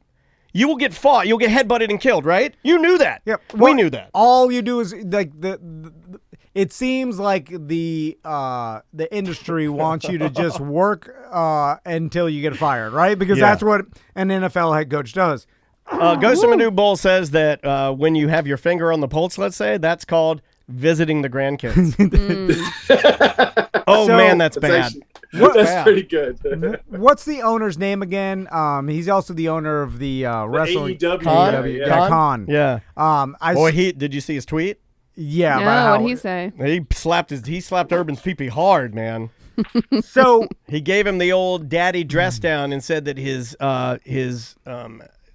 actions were inexcusable, I think. Oh, good. And he said the terms of what we talked about will be kept private, basically saying I got in his ass. That's what it sounded like to me. Well, I shouldn't have said that. So, in a gambling standpoint, because that's all I think about, is does this make you... Is he going to retire for the third time or what? No. I mean, I don't see him quitting, but... Does he finish the season? Under, over? Should we put a bet on it? They probably finished the season, right? I don't know, man. The way but he's heading. Also taking over that team from someone else, so he's dealing with the dysfunction. I think they give him at least. But he's dysfunctional. 2 years, but. Yeah, but wouldn't you think? And maybe this goes back to Tom's point. Wouldn't you think? I mean, read the room. You're coming into a new thing, right? All eyes are on you. Yeah, all eyes are on you. Read the room. Know what you're up against. There have been times when you and I are doing things. Himself. And we know that this is going to be a more difficult task. Like there have been times when you and I have been hired to ride or do something where we realize it's a more difficult task. So what do? We shut our mouth. Focus up. Shut our mouth, heads down, and then we just hit it and we don't do anything to jeopardize it. Nothing will be done to jeopardize this. Why? Because we are professionals. Yeah, I know some of you are laughing out there. I know you are.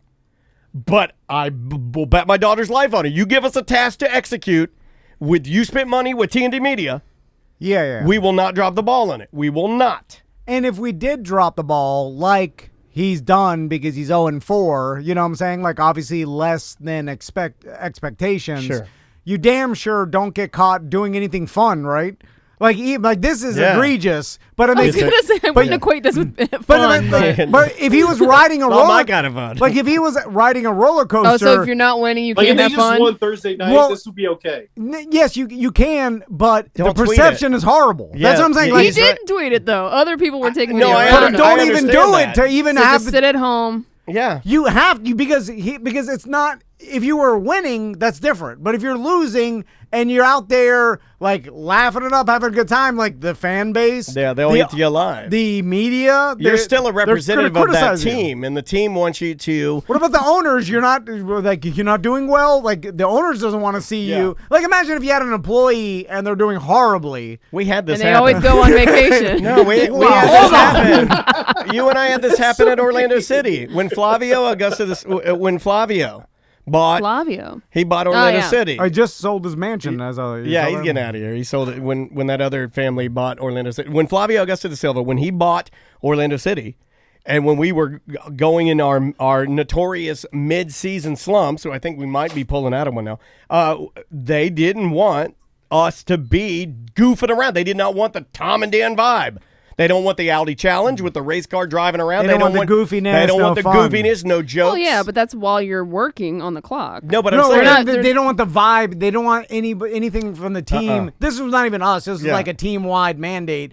They didn't even off the clock. They don't want that vibe. You're still a representative. Yeah, but they're not team. monitoring your life to see what you're doing on they are, time. but it's still a vibe. They're talking about they didn't want the team putting out any goofy, fun-loving stuff on social while they were losing. But I don't think he was doing that though. Yeah, but you're taking it too literally. At that level, you can't be seen out there yucking it up, having a good time when you're a losing NFL coach. Or you shouldn't, because the perception is bad. Yeah, in my opinion, it's not illegal. Maybe you shouldn't get fired for it, but the perception is bad. You're out there having a good time while your team's losing. You're not doing what you know. And I understand your point too, Sam, is that like Khan doesn't own this man's life. But at the same time, when I go in to do a job, if I'm not doing it well, I'm not going to give off the attitude of, hey, me and Andrea are down at Vans Warped Tour partying, I'm crowd surfing, but the show is tanking, because it would leave everybody here and the listeners thinking, why isn't he putting a little bit more time and effort into the show? Yeah, it's not even a reality. It's perception. It's perception. Yeah, because yes, you could put in your 80 hours a week and still have some time for your own personal fun, but don't let anybody see it. Because that's what I'm saying. Then you would have to just stay in your house. Yes, and that's what every other NFL coach does. Well, you could go to dinner, you could eat. Of course, you could do normal stuff. It's just like the weird stuff. Like you don't want to be standing. Yeah, but if he's sitting there at a restaurant eating and then happens to laugh and someone snags a video or photo, that's not going to happen. But that's a different. Yeah, that's not going to happen. And It's you're not going to get criticized for doing that. But like this, This is different. Or like having a good old time, like on your weekends. It's like you should be, or the perception is you should be head down, I agree. studying, trying to win your next game. Anyway, but that's how being an NFL head coach, that's what you signed up for. This was at his restaurant that he owned? He went to visit his restaurant. his Well, then restaurant, he's kind of kind of working. It's his business. I don't know. Yeah, mean, You would expect him to. Hey, expect to see him there. You making an argument for us getting lap dances because it's Tom and Dan's job? You're the best producer in the world. Not quite what I was going at. No, but if he's at his restaurant, what's he do? He ain't a chef. He just lended his name to No, it. it's He his face, yeah. He ain't working. No. He's there getting lap dances. But he's probably, shaking. He's definitely shaking something. You know what I mean? Like he's there for He's appearances. shaking anuses. He should have known better if it's his own restaurant that people are going to take pictures of him. Correct. Well, Well, that's what they were doing. They were taking pictures of him, and that's I know. what was part of it. That's So he what was we're acting up for the camera, which is like, why are you doing that? It'd be different if he was at a random place, See not that expecting people to see him. that is the biggest part of this. It's it's your lack of judgment. Why didn't you know this is not a good idea? That's what He was everybody's wasted? concerned about, and like Well, Khan, they're- I'm sure is concerned Well, about. they're Like, saying that. Like most of your pundits are saying things like, well, if you wanted to know why the decision making on the field isn't good, it's because the decision making in real life isn't good either. then they That's start what they're saying. Drawing correlations. Maybe I should have and- just said that. That's an easier thing to Yes, say. yeah. And so it's just a bad look. Back to gambling. Does this help him this weekend No. or hurt him? I think no. Because now he's like head down. He's probably shamed, and or is it a distraction? No, crazy? this is a bad. When you get your the pee-pees- players. yeah, the players are laughing at. You 'Cause he- lose respect, right? Yes, because he got his pee-pee slapped, dude. Nobody likes to get called out by the big. But the owners, yeah. That's the buck stops with Khan, right?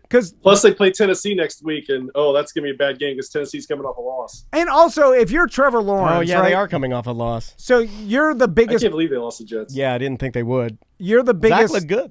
prospect coming out of college since Andrew Luck, they say, or at least the hype is, right? He may or may not turn out to be that good, but we'll see. But I loved him in Wedding Illustrated. He's great in that issue. As far as a prospect goes, he's the biggest in a while, right? So you, as Trevor Lawrence, you have a potential $100 million career, right? As you have the potential to possibly be the next huge NFL quarterback. And then you got your coach doing this. Like, he must be pissed off too, right? Because this is affecting him and his career. And because you only think about all the quarterbacks that I didn't think about that. This is a strange angle that I don't think I would have thought about. Like, we don't know this, and there's no way to tell. So you think that builds some tension between Trevor Lawrence and Urban Meyer? It's got to, right? Yeah. Because by Urban Meyer doing that, it's negatively affecting you in some small way, right? Maybe not a small way. Maybe could be a huge way. I can't. I don't even know how Look to at gauge what happened that. to Sam Darnold that used to play for Adam Gase, who was a horrible coach for the Dolphins and the Jets. He goes to the Carolina Panthers. They go 3-1. They just barely lose that guy's to a the fantasy Cowboys. football point machine. Jesus Christ. Yeah. So think about it. He would have been a bust if he'd have stayed with Gase on the Jets. Okay. But now he looks like he's a superstar. Let me toss Maybe this the same out thing there. as Trevor Lawrence. If he goes to another team, he's winning every game. Let me toss this out there. Ghost says, rumors are out there that Urban Meyer is purposely showing his ass to get fired so he can go after the USC job. I don't get it, though. Why even come out of retirement? Why retire the first two times? There are a lot of coaches that go to the NFL, Steve Spurrier, and don't do well, right? Mhm. Nick Saban. Nick Saban. Yeah. I mean, you went back to Saban and Spurrier are the two that I and think of. Spurrier then did NFL, and then he went to what? He coached the Tuskers? Or Saban was actually a smart decision. You know what I'm saying? Because he had way more success in college than he ever would have had in the NFL. Correct. And way more famous, probably making more money. He'd have probably been fired pretty quickly in the NFL. But he almost got beat up by Dante Culpepper when he played for the Dolphins. I forgot about that. Yeah. But I'm with Sam. It's like, why even make the transition and then Because the And there are payout is other really ways to get huge. fired rather than what he did. God, it's in almost these videos. no, but it's almost like almost like it's the old thing about like cheating on your wife, and they say, well, He already had a cheating scandal. but what I mean is like in the instance, like let's say I cheated on my wife. My wife's so logical, she'd be like, well, you could have come to me and just said Right. we're not in love anymore. You didn't have to go and do something horrible to get fired, right? Yes. I mean, the point You is, could just be crappy at your couldn't job. he go to Yeah. Khan and say if his heart wasn't in it and he wanted to go to USC though, although these guys are arrogant and prideful.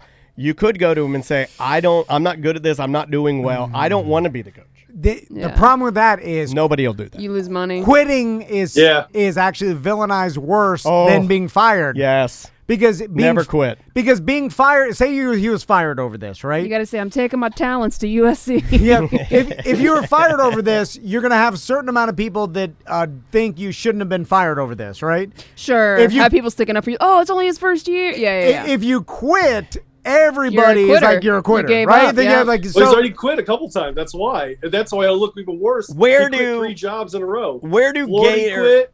Ohio State. He retired. What's the line? That's a fancy way of saying quit. where do Gator fans? Because I think they still love Well, him. he's still associated with Tim Tebow, but he's also associated with Aaron Hernandez. so that's the reason why.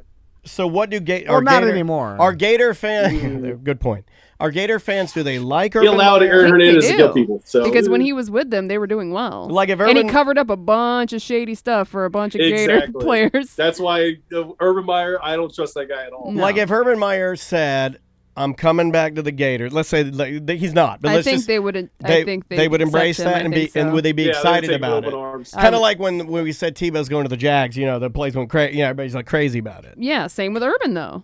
People were happy. No, about I know. It, yeah. I'm just wondering where they stand now because I remember how sad they were when he was going, Right. and then when they found out he was going to Ohio State, they got angry. Well, yes. Right? I think they'd be fine taking him back, but I don't know.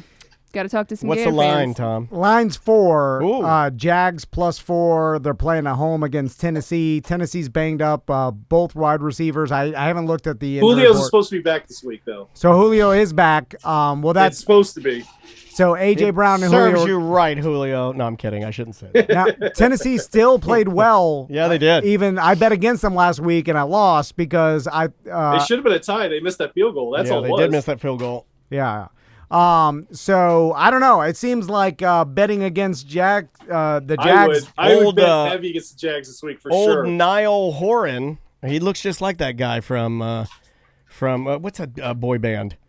Niall, the blonde guy. 98 degrees. No, it's not 98 degrees. Jonas One Brothers. Direction. One Direction. Niall from One Direction. That I swear to God, Zach. What's his name? Second round pick. Or second pick. Wilson? Second pick. Zach Zach Wilson. Wilson. He looks like Niall from One Direction. He looks like a little kid. He does. Yeah. Yeah. But he's got a big arm, man. My God, that he had one throw that was like just a bomber. I think what did he throw for 350? Yeah, he had a good game. He had a really good game. 309 or something. Like he was airing it out. The Tennessee money line is -200. So I bet $100 to win 50. That seems pretty decent right now. That's a fair bet, yeah. I hate betting against teams at home, but it seems like the home field advantage is almost it's less than 2 now, or 2 than what it used to be. Doesn't it only matter when you're playing at places that it matters? And what I mean by that is if you're playing at Pittsburgh, if you're Lambeau. playing, That's what it seems like, you're playing at Lambeau, right? Doesn't that matter? Like Jacksonville, like what? Jacksonville, Seattle, they got a pool. Yeah, that has some stinky Florida man in it, and he's farting it up while he's having a Bud Light. I'm Also, not anti that, by the way. I'm just saying. You'll have a good amount of Tennessee fans that will travel. Jacksonville's That'll not that travel that far, far, yeah. you know what I'm saying? So it's not going to be. And look at last night's game.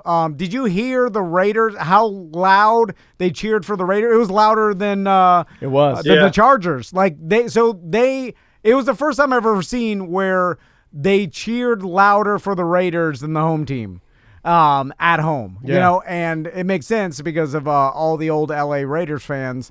But that still didn't matter, right? Like it didn't matter. They still lost by 14. So how much does that really matter that We may have homogenized it, right? Maybe everybody's so spread out and segmented now that it just doesn't matter anymore unless you're at the big five. And you're all professionals. Like, who really cares who's cheering for you? Like, you're gonna try as hard as you can, right? Like every single play, you're trying as hard as you can, no matter if they're cheering for you or not. Yeah. Right. You're an adult. You're a grown man millionaire. You're trying as hard as you can. You don't even care what team you play for. Does Urban Meyer have chicken fingers on his menu? I bet he does. Of course he does. All right, last story, EJ. We gotta go. Okay. We got to talk about the New York-Boston game. That's tonight. You got to watch that for sure. If you're going to watch baseball, tonight's the night. Just watch that wild card. Win, you're in. Lose, you go home. Okay, that'll be our pick of the week. We do have to get out of here. Yeah. Do you have a special person that you'd like to give a shout out to? Yes. Let me give it to my wife. She's doing her MyCon in April. And to get information on it, go to mystic-con.com. Hey, better this week. It's March 26th. Better this week. 2022. Streamlined, a lot of details. You backed off and let the pros step in and do the heavy lifting. Nice job. Yeah. Thank you. Appreciate that. All right, EJ. We'll talk to you next week, maybe. Bye, guys. Love you. All right. Love you too, buddy. Be good. At least there's some interesting drama that we get to follow, right? In the NFL. So Urban Meyers lost his damn mind. I like it finger though, on the because, like, pulse. is he? So he is currently married, Oh, yeah. and so that's obviously He's been married to the same woman since 1986. So obviously that's an arrangement. She's cool with it. That's a Carmela Soprano vibe. I think a lot of NFL coaches' That's like wives a are Hillary like that. Clinton, Yeah. Carmela Soprano. It's a business. Carmela Soprano. It's a business transaction. Yeah. With the Do they still? I think maybe it is now, but I don't think it started out that way. Yeah. Well, it morphs into that. Yeah. Do you think our relationships, because we're Orlando's strongest stream, we are digital powerhouses in this town? Yeah. Do you think that you and I will get to a point where our wives will allow us to B-finger because we're that powerful? have That's my no 2021 chance. goal. My 2021 I want goal more of a is business. B-finger power. I would like a Bill finger Clinton, Hillary Clinton business relationship. Yeah. Like it just, Yeah. It's like, tell me what to do. What's my goals this month? And then what do I have to then you accomplish? step in and make me look better. Andrea's kind of doing it, right? Where she steps in and she makes statements. Or she's for logical me. business. Yeah. Like, I like my that. wife's full of emotion. I can't, she needs love and compliments and the stuff you can't put a number to. Abraham Dragonfriend says they have an arrangement. I know 100%. How do you know 100%? If you're like, I'm an attorney and I they're drove through, I'm like, lawyer, oh my yeah. God. But I'm just saying that is. What's weird about that is that I cannot wrap my emotional brain. We've been talking too about, emotional. Yeah. I am too emotional. I'm an emotional person. I cannot wrap my emotional brain around a relationship where we are only together financially. Like she's doing her thing, I'm doing my thing. And But you still have fun. You get together, you dinner, you bang every once in a while. I don't think you do though. Does he bang her? Yeah. And then he also because she thinks B-fingers. like that too. You got to understand, to have that, the other person can't. None of them can be emotional because it wouldn't work. So the other person is business too. So then it works. And then you still have some urges and you still want to have sex and stuff every once. But it's but I don't think I want to have sex with her anymore. With your I'm business too wife? emotional, because I'd Well, be you're like, no. too, yeah, I'd be well, like, no, you're- we drew a line in the sand. Yeah, I could do it 100%. I'd be like a pure girl. business. I'd be like, well, if you wanted to bang me, then you should have stayed in the relationship. That's how. Yeah, that's the problem. Yeah, it is the problem. Yeah. All right, bye-bye. Welcome back to A Corporate Time with Tom and Dan. Let's do some voicemail email. I love voicemails and emails. Two things. show@tomanddan.com. That's how you leave us an email. Super duper easy. And if you want to leave us a voicemail message, that's easy as well. Get our free app with all of our content on it. You can sign up to be a BDM member. You get multiple shows. All of these shows, all ACTs are on there. BDM shows are on there. OG shows are on there. All kinds of great content. And it's a very, very low subscription fee of less than $3. So you might want to check it out. TomandDan.com. You can find it wherever apps are sold, and it's free. Let's start with this one about the pee-pee jug. Oh, you had something on your... I was going to promote a beer pong tournament. Butler, get in here. October 16th at Hourglass Brewing in Longwood. Nice. Yes. And It's only for BDMs, though, so it's BDM CBE Group Yeah, that's putting it together. But some of the BDMs that they listen to this and in the CBE Butler's group. pooping. But if you want to join the CBE group, just reach out to them. It's a BDM CBE group. They're putting on a beer pong tournament at Hourglass. Ooh, beer End of the tongs. day. And you could sign up for it, but you have to go through the CBE group. Indeed. Let's start with a voicemail while Sam gets an email queued up. This one is about the pee-pee jug that we saw the other day. So hopefully this guy keeps it clean because I didn't listen to this one. So you guys are talking about finding pee jugs in the bushes and crap like that. I'm a pool guy, and I think, well, first off, if you're going to piss in a jug, don't fucking throw it in the street, man. Come on, that's just disgusting. I see it all the time, too. You see the fucking Gatorade bottle, and it's got half full of piss on the side of the road. Come on, guys, that's just trash. So, I don't piss in bottles. What I do, my secret, I'll let you guys in on this, is you, when you're at a customer's house... Oh, no. You go to, you just find a panel on the side of the wall that's, head height, a fucking breaker panel, some switch, something on the side, and you just lean in a little bit, and you look at it, and you put your finger on it, and kind of... I think I know what he's going to say. Yeah, I'm going to okay, save yeah. you some editing. My God. He's going to Now look. what now? He's going to look into a breaker box or something and keep it open, and then he's going to lean in, and then he's going to angle it. So if the house is on your left side, you angle your ween to the right and go to town. Yes. And vice versa. Inside someone's house? No, Oh. outside. Yeah, but I guess you could do it inside, but I would not. Buy the pool equipment or something. You know. My God. Just ask to use their bathroom. No. You know what I never thought do about? that. I thought about this one, and I thought this one would be the easiest one. You could say to the lady, now follow me on this. Ding, boom. She's like, oh, hello. I'm like, oh, hey, Billy. Hey, Mrs. Thompson. I hate to tell you that I think you might have a leak. I got a mask, and I just want to get down there and just take a look. It's only going to take a second, but I thought it'd be impolite to get in your pool. It's your pool. Are you okay with me putting my mask on and just diving down there and just kind of checking it out? I just want to save you some money. Oh, that would be lovely if you'd check for a leak. Okay. Thank you, ma'am. You put your swimsuit on, mask on, dive down, pee, back out, you're good to go. That's what I would do. And you cooled yourself off. Or if you don't want to get totally submerged, you pretend like you're lean. Okay, follow me here. So Follow me. Do the burn pest and fall in on accident. No. poor Let's say man. this is without getting wet. So every pool's got a skimmer, right? And then above the skimmer is My dad used to say that. a Every pool's got a skimmer. a plastic lid that you could take off to access the skimmer. You take off the lid, you pretend you're messing around with this, then Oh my God. you lay down Over the skimmer? And, Yeah. and do you drop it down? Well, yeah, but you have to. You can't drop it in there. That's dangerous. You have to check. You have to clear the skimmer first. Yeah. You could end up getting a No. snake bite. No, it's fine. I'm like, there's Frog nothing bite. down there. You might get a frog bite. And you're gonna get frogged. you lean over Really, frog. as lay on your belly, like you're checking the underside of the Wait, pool am tile. I looking into? This Okay. is too much work. And then you're going into the skimmer. I think my way's a little better, but Now, what do you No, do you're when gonna get wet. What do you do when the client comes out and they start chit chatting? yeah, up, waiting and you're for you to laying there. stand Now up. you can't. Yeah. You can't stand up. So you can't stand up. I can. I can come out of the water and be like, "Oh, no leak, Mrs. Thompson." Little known fact: you never go outside and talk to your pool guy because it's always way too You long. talk to everybody that works at your house. Yeah. Yeah, And you always say you talk to your pool guy. No, I know. Well, it turns into a way too Too long long. conversation. Yeah. I know. So, You've told me this. He's been late to meet me places because he's like, I'm a tourist. I'm talking to my pool guy. So then what the hell are you talking about? You're giving out false advice. He's nice to people when they get him, Well, but they got to get him. Do as I say, not as I do. If they kind of get thing. him, he hates it. But if they get him, he's not going to be mean to him. He's going to be nice to him.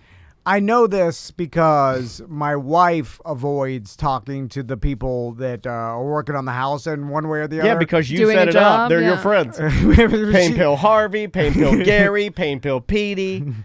And so I imagine that other people see their pool guy or whatever and then don't rush outside and start having a conversation. My mom with them. always talked to her pool gal. She had 2 gals. Nice.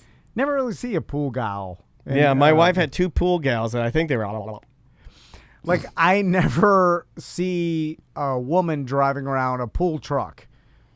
Women can't drive. See it. You I also mean, never saw the women that did lawn maintenance, and we got tons of emails and voicemails Women about can't it. drive. Why do you think they marched this weekend? They don't have That's right. licenses. We had to walk. Gonna walk to get around this town. Next email. Thank you, Sam, for the assistance on that. This one, funnily enough, I like Nerd Jock, it says. Oh, this is one of those trolling emails. I haven't emailed you all in a bit, but I figured now was as good time as any about EJ's bit. Oh boy, the controversy surrounding it is palpable. Let me first say I'm not trolling. This is my honest opinion. Holy crap, he heard me. I like his bit. Does he know a lot about sports? No. Does he know a lot about nerd stuff? No. Unless it's dumbass Pokemon Go. But you know what? I don't like Nerd Jock because of the expertise that EJ provides, which only includes dumbass Pokemon Go. I like it because of Sam. EJ brings up a topic and Sam brings us the correct info on the topic. So in all actuality, Sam could do Nerd Jock a lot better than EJ because she already does, but you can't take the bit away from EJ. What does he do then? Get fatter? The only thing that is keeping him alive is his stupid Pokemon Go walks, but he even cheats at that with those damn watch shaker things. Damn it, EJ, I like you, but come on, man. We're not babies. Stop talking about Pokemon Go. That is the only thing I don't like about Nerd Jock. Freaking Pokemon. Okay. So in summary, keep the bit. Sam kicks ass. F Pokemon Go. Here's a topic, EJ. Nerd, Metroid Dread. Jock, John West Townley. Love the show. BDM forever. Okay. P.S. I did buy those stupid Pokemon Oreos because of Nerd Jock. So yeah. Did you see? Okay, so EJ goes on Nerd Jock a couple of weeks ago and says that Pokemon Oreos, somebody had a Mew right cookie. I saw BDM got one of those. Yeah, vacuum packed. But I don't think it's worth it. And it was on eBay for like $3,000. And then a listener bought the Oreos, and the first Oreo he pulls out is a Mew, and it's in perfect condition, and the guy ate it. He's like, F you, EJ, this is dumb. It's not worth nothing. Your news sucks. Everything's terrible. He's eating the Oreos. I'm eating thousands of dollars worth of Oreos. Your reporting is terrible. Well, someone did actually bid for that Oreo, right? But I don't know. I don't know if they have no idea. They may have listed it. I don't know if they bid for it. Because you can list anything you want, right? I could list my shoe for $10,000 on eBay. You could. If no one buys it, it's just I typed a number. Yeah. Who cares? Exactly. So I agree with this emailer in the fact that, you got the general He hasn't premise. really talked about Pokemon lately, besides the Oreo thing. Yeah. Wait a minute. What if this is EJ calling in to pump up his own bit? Or email and he him. offered, like, just like you would do if there were, like, a volcano god, he offered up a little something. So he executed. You see what I'm going with this? Like, it takes a really crazy person to write an email to Sam as a different person saying that they like the bit, they just hate the Pokemon part. So what does he do? Pulls the Pokemon out, and he's the hero. I think I figured you out, EJ.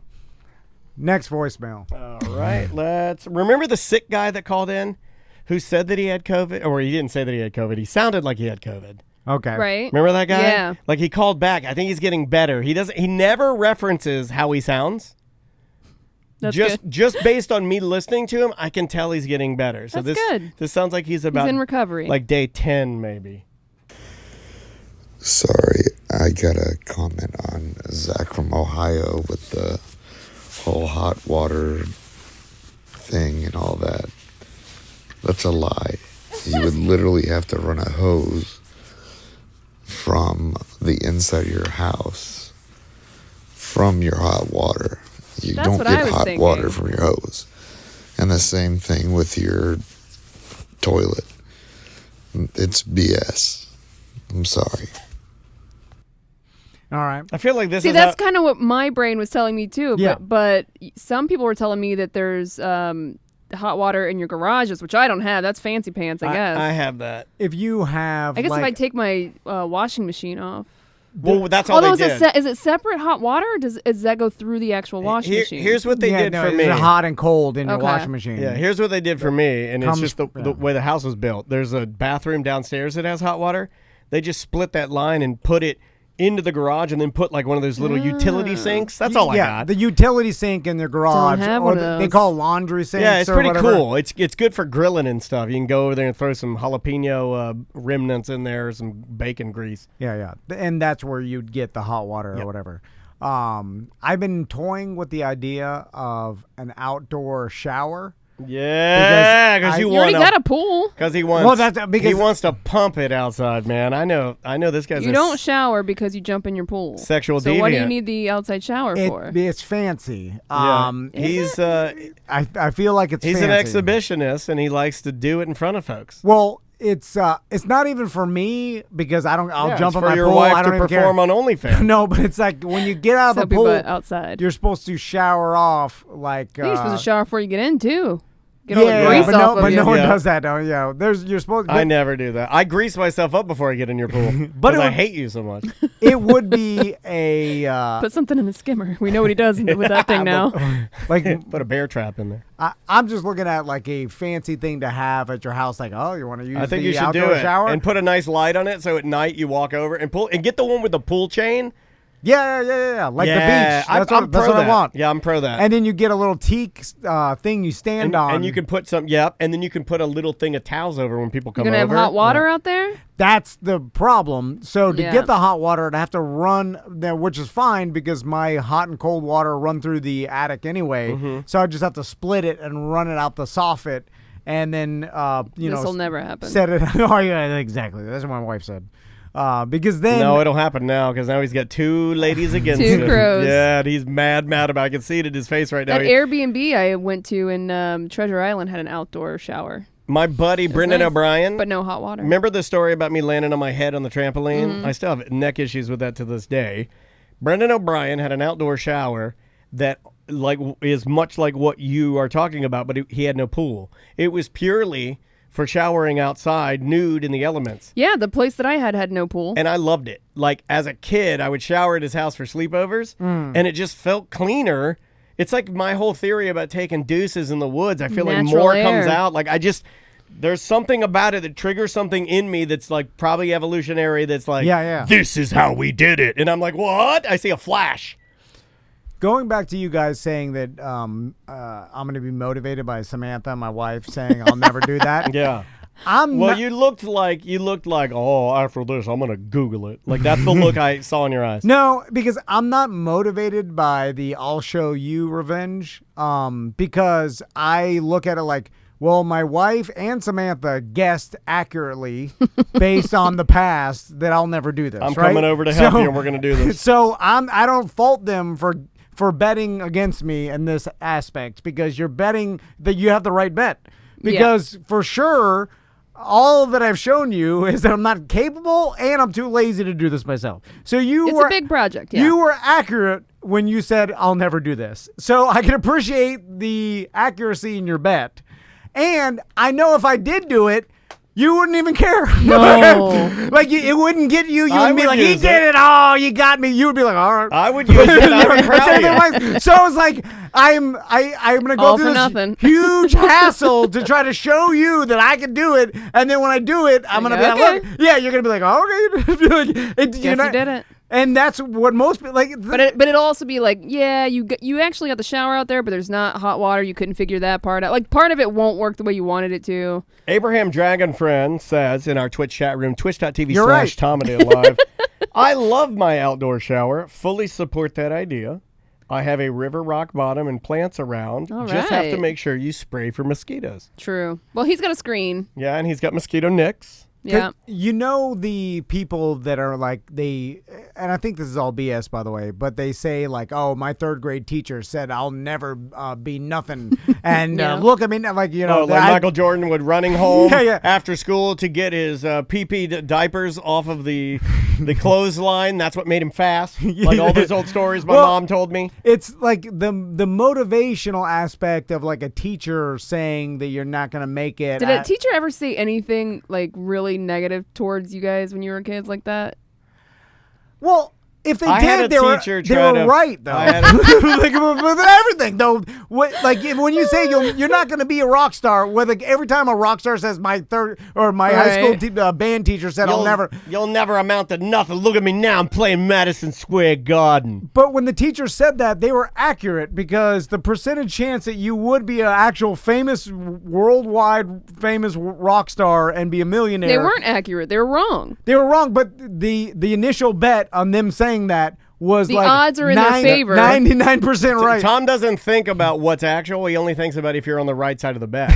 Yeah, but that doesn't make sense. Well, To him, it does. The odds were on their side, but they were actually wrong. Right, They that's were, what he's though. saying. Yeah. He's saying that when But they they're- said it, that they were heading in the correct direction, that they should head in, but anomalies happen. And then the 99 other people they said that to didn't become a rock star. Also, as a teacher, you shouldn't say that to the kids, right? Well, I don't think my guidance counselor told me I was going to be anything. We didn't do that. I can't even tell you if I've ever talked to my guidance counselor in school. We didn't do that. More likely, you probably you kind of made a version up in your head of what you wanted to use to motivate you. You know what I'm saying? Like, most likely, maybe they didn't say you'll never be nothing. What motivates you, Tom? It's a weird. I'm inherent. Because it's not me or your wife. No. I have weird inherent motivation to keep on doing this. That I motivate him. Yeah? Yeah. So you're going to motivate him to get the shower handle, this outside shower? I'm already mind controlling him, just people don't notice. I've laid a certain, I have a certain cadence and pattern to my voice, and I lay little subconscious little tidbits in there, and he gathers them, and I've been controlling him for the last 11 You're the years. puppet master. I'm the puppet master. What motivates you guys? Because now that I think Money. about it, like, I don't know. Yeah, it's true. Like, money does motivate me too, but after a certain point, it shouldn't, like making another $1,000 a month at this point won't really change my way of living. I want to make people smile, and when people smile, I think that they like me just a little bit more, and that makes me happy, so I'm motivated to make people smile. You're motivated to make people smile to make you smile. Because when they circles back around. Because I think if they like me, then I smile, and then, like, it's you like, want people to like you. I do want, that's a motivation. Yeah. That's not. I like seeing happy people. Like, I don't like when people hit me up. What's weird about that though is people inherently hit me up all the time with personal stuff. Yeah, same. But that's because you're an empath. I am an empath, right? And they know that. And it does matter to You're me. gay? So when I write you back, I am gay. So when I write you back, and I said that's awesome. I mean, Samantha. But we could write that. Every once in a while, I'll say something so dumb. Samantha will laugh at me. Oh, she I got her! I did it! Sorry. What motivates you? Besides Not money. you screaming in my ears. My Sorry, God, I'm sorry. dead now. That actually does motivate me. I like that. My dad was a loud What man. motivates Butler? Toys. He has no motivation. What are you talking about?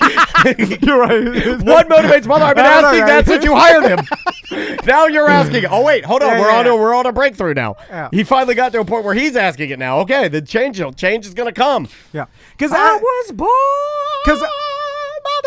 Okay, you take away money. Because everybody's motivated by money, right? We need money to live. But at a certain point, like you make money, you pay your bills, you always need more, obviously. But there is a point where that's no longer your primary motivation to like work harder to get the promotion or to achieve your goals. So I don't know, like I'm not even sure what motivates the most amount of people. I imagine it is money, but there's got to be some other. I can see my daughter's motivation at a certain motivation. My point. daughter is motivated by wanting to be the best, better than any other 6-year-old. Yeah, that's inherent motivation. I don't put that in her, man. Like it's weird too. Like I know little tips and I know how to get her now. I know her love language. I have figured it out. If she doesn't want to read her books, all I got to do is be like, well, you're not going to be champion. She go right back in there and read. That's all I got to do. That is all I got to do is sprinkle. Now you just got to learn how to crack the van, boys. I just sprinkle a little bit of Tom Brady dust right on my daughter's head. You got it or you don't. I just sprinkle a little Brady dust on her head, and she goes right back to her room and starts reading, and it makes her mad. She'll go, she'll make a noise. I'll show you. If you're motivated to be the champion, that's an inherent motivation that's internal. That usually most winners or super successful people have that. Andrea kind of has that in the fact that she's always kind of looking for that, like, better herself, better her job, better her. Yeah. I'm surprised she stuck with me. Right? I always think you a better husband. There's a lot of them out there. Everybody should be motivated to be a little better, right? 1% better. Yeah, that's. Oh my God. Did we start the day with 1% better? We now did we start circled all the way back around to 1%. This is our last segment for today, right? But I also freaking me out. I saw some professor talking TikTok, so somehow my algorithm. Oh, you're on professor talk now. I got motivational. Yours is better than mine because Butler must have mine because all I get are the girls that pull their yoga pants up so high that you might as well be at Urban Meyers Pine House. And the professor was talking about like the reality of like the people that run corporations or like the best of the best out there. Their lives are different than the rest of us as far as all they do is they're obsessed and motivated by work and ambition and being the best, right? So like they spend nearly 100% of their time just trying to be the best and the most successful. So their work-life balance is terrible. It doesn't even exist because it's all about the work. But that's what makes them happy. They're motivated by their own motivation and their inherent. Yeah, but then you always wonder, like, when their life is winding down and they look back and all they did was work. But they gotta regret that, right? Or do you think they're happy with it? That's what definitely their personal relationships suffered, whether they had a spouse or children, or they find a personal relationship that works with them, like a business relationship or like something where you don't need all the extra emotion that comes along with them. That's a robot. Well, no, I mean, but there are. Oh, now we know Tom's motivation. He wants to be a robot, full robot. There are other robots out there, like you know what I'm saying, that you can find. You would like to achieve full robot? Okay. I feel Wait a minute, isn't that what comfort Dr. Manhattan tries to achieve that, right? Doesn't he try to achieve nothing but a pure logical homeostasis? The problem is, isn't that like his goal? Yeah, but Tom's logic's all messed up. It's like logic with trauma. It's like tragic. My logic mentor is Logic Man, and how's he doing, man? I miss Andy, dude. That guy's awesome. He's traveling the world in his RV by himself. Yes, oh my I God! love it. He can't find. Did he kill his fiance? Oh yeah, what happened to her? I don't think. It didn't work out. Wait a minute. Did he return back to his home without her? Hold on. Sorry, that was a little too soon. I shouldn't have said that. His logic makes it pretty difficult for him to ever find a partner because he's a computer. And he'll say that to me and Andrea too. He's like, if you got any cute girls, hit me up. And I'll be like, nope. He can't be, you need to find another computer. And it's hard. Dude, that's our show. Sam interviews Logic Man. I'll do it. It's not going to be boring as hell. Maybe he should be on the show Love on the Spectrum. But he's not on the spectrum. That's really on the spectrum. No, if he's that logical, he is. Well, no, he has a friend that's on the spectrum. A couple. One in particular I'm thinking of right now that we both like a lot that has long hair, right? Yeah, and he's unemotional as well. But he actually he's emotional. He has emotion too. Yeah. It's like, he's not like Andy. You get it confused where like he's made it his. It's like a monk or something. To like he has studied logic for his entire life and only Where lives. Did he study? Sam actually, he will talk to you about it. Almost to him, Tom's right. It's almost. I'll use this term. It's a practice. It's a religion. He practices it. Like his religion is logic. He preaches it. In fact, if you read on the wall in the bathroom, the proof's in the pudding. His quote in there is talking about squirt. That's all I'll say about that. And he breaks down the chemical makeup of what squirt is on our bathroom wall. That's how logical he takes the fun out of that. So, if you're looking at my logic mentor, he's traveling the world by himself, but I don't want to do that. Yeah, you don't want I want to have a family. You know what? That makes me know that you have emotions because you couldn't live without your boys. Okay, this is good that we talked about this. Yeah. You're not even anywhere close to being logical like he is. No. And I like the like living with some emotion and having that, even though I don't talk about it too much because that is not much, but there are things that motivate me. There's a lot of stuff I don't talk about. Irrational things that I like do. Dressing up in women's underwear, but I don't talk about that. It just feels better. Yeah, there's lots of things that I do that are not logical. And I like the confidence that I gain when I wear frilly things. I feel empowered. And I see I see the silhouette of my body in a different way. So how much?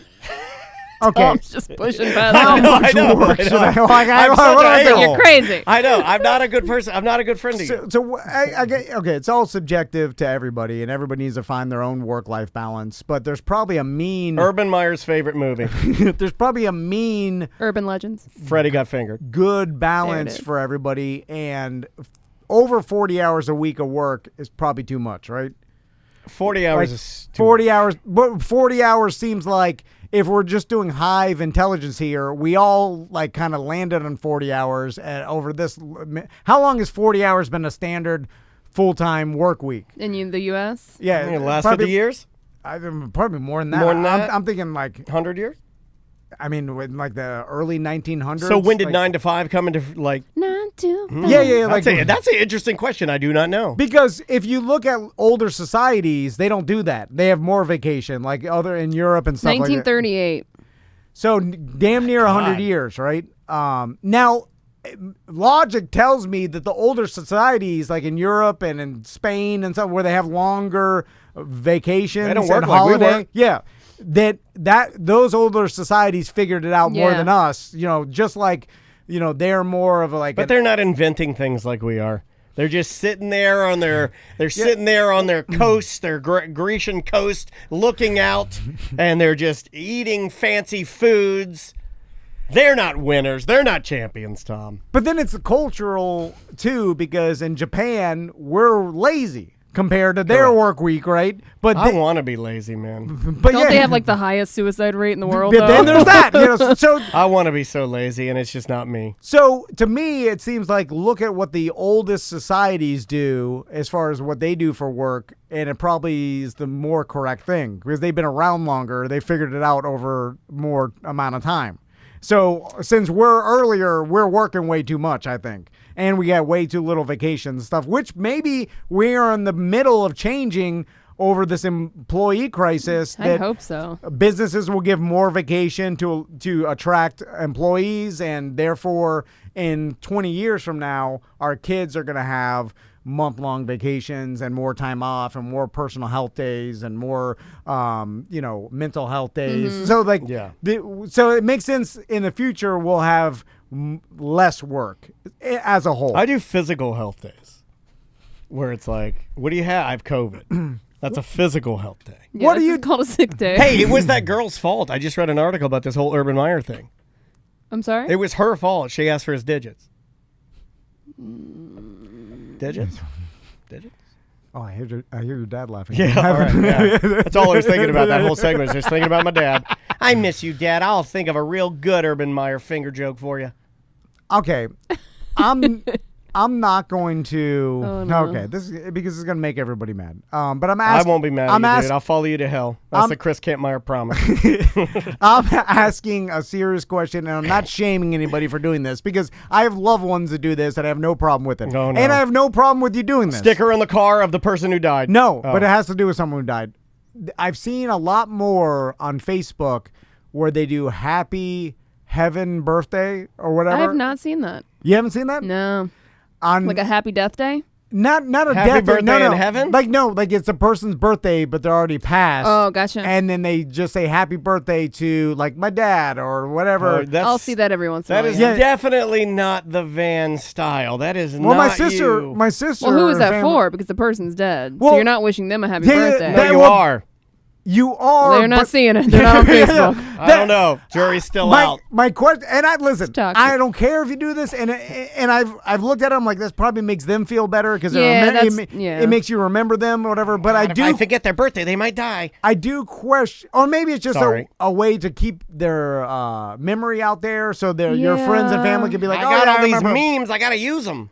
But to me, it's kind of like, you're kind of reminding me of a bummer.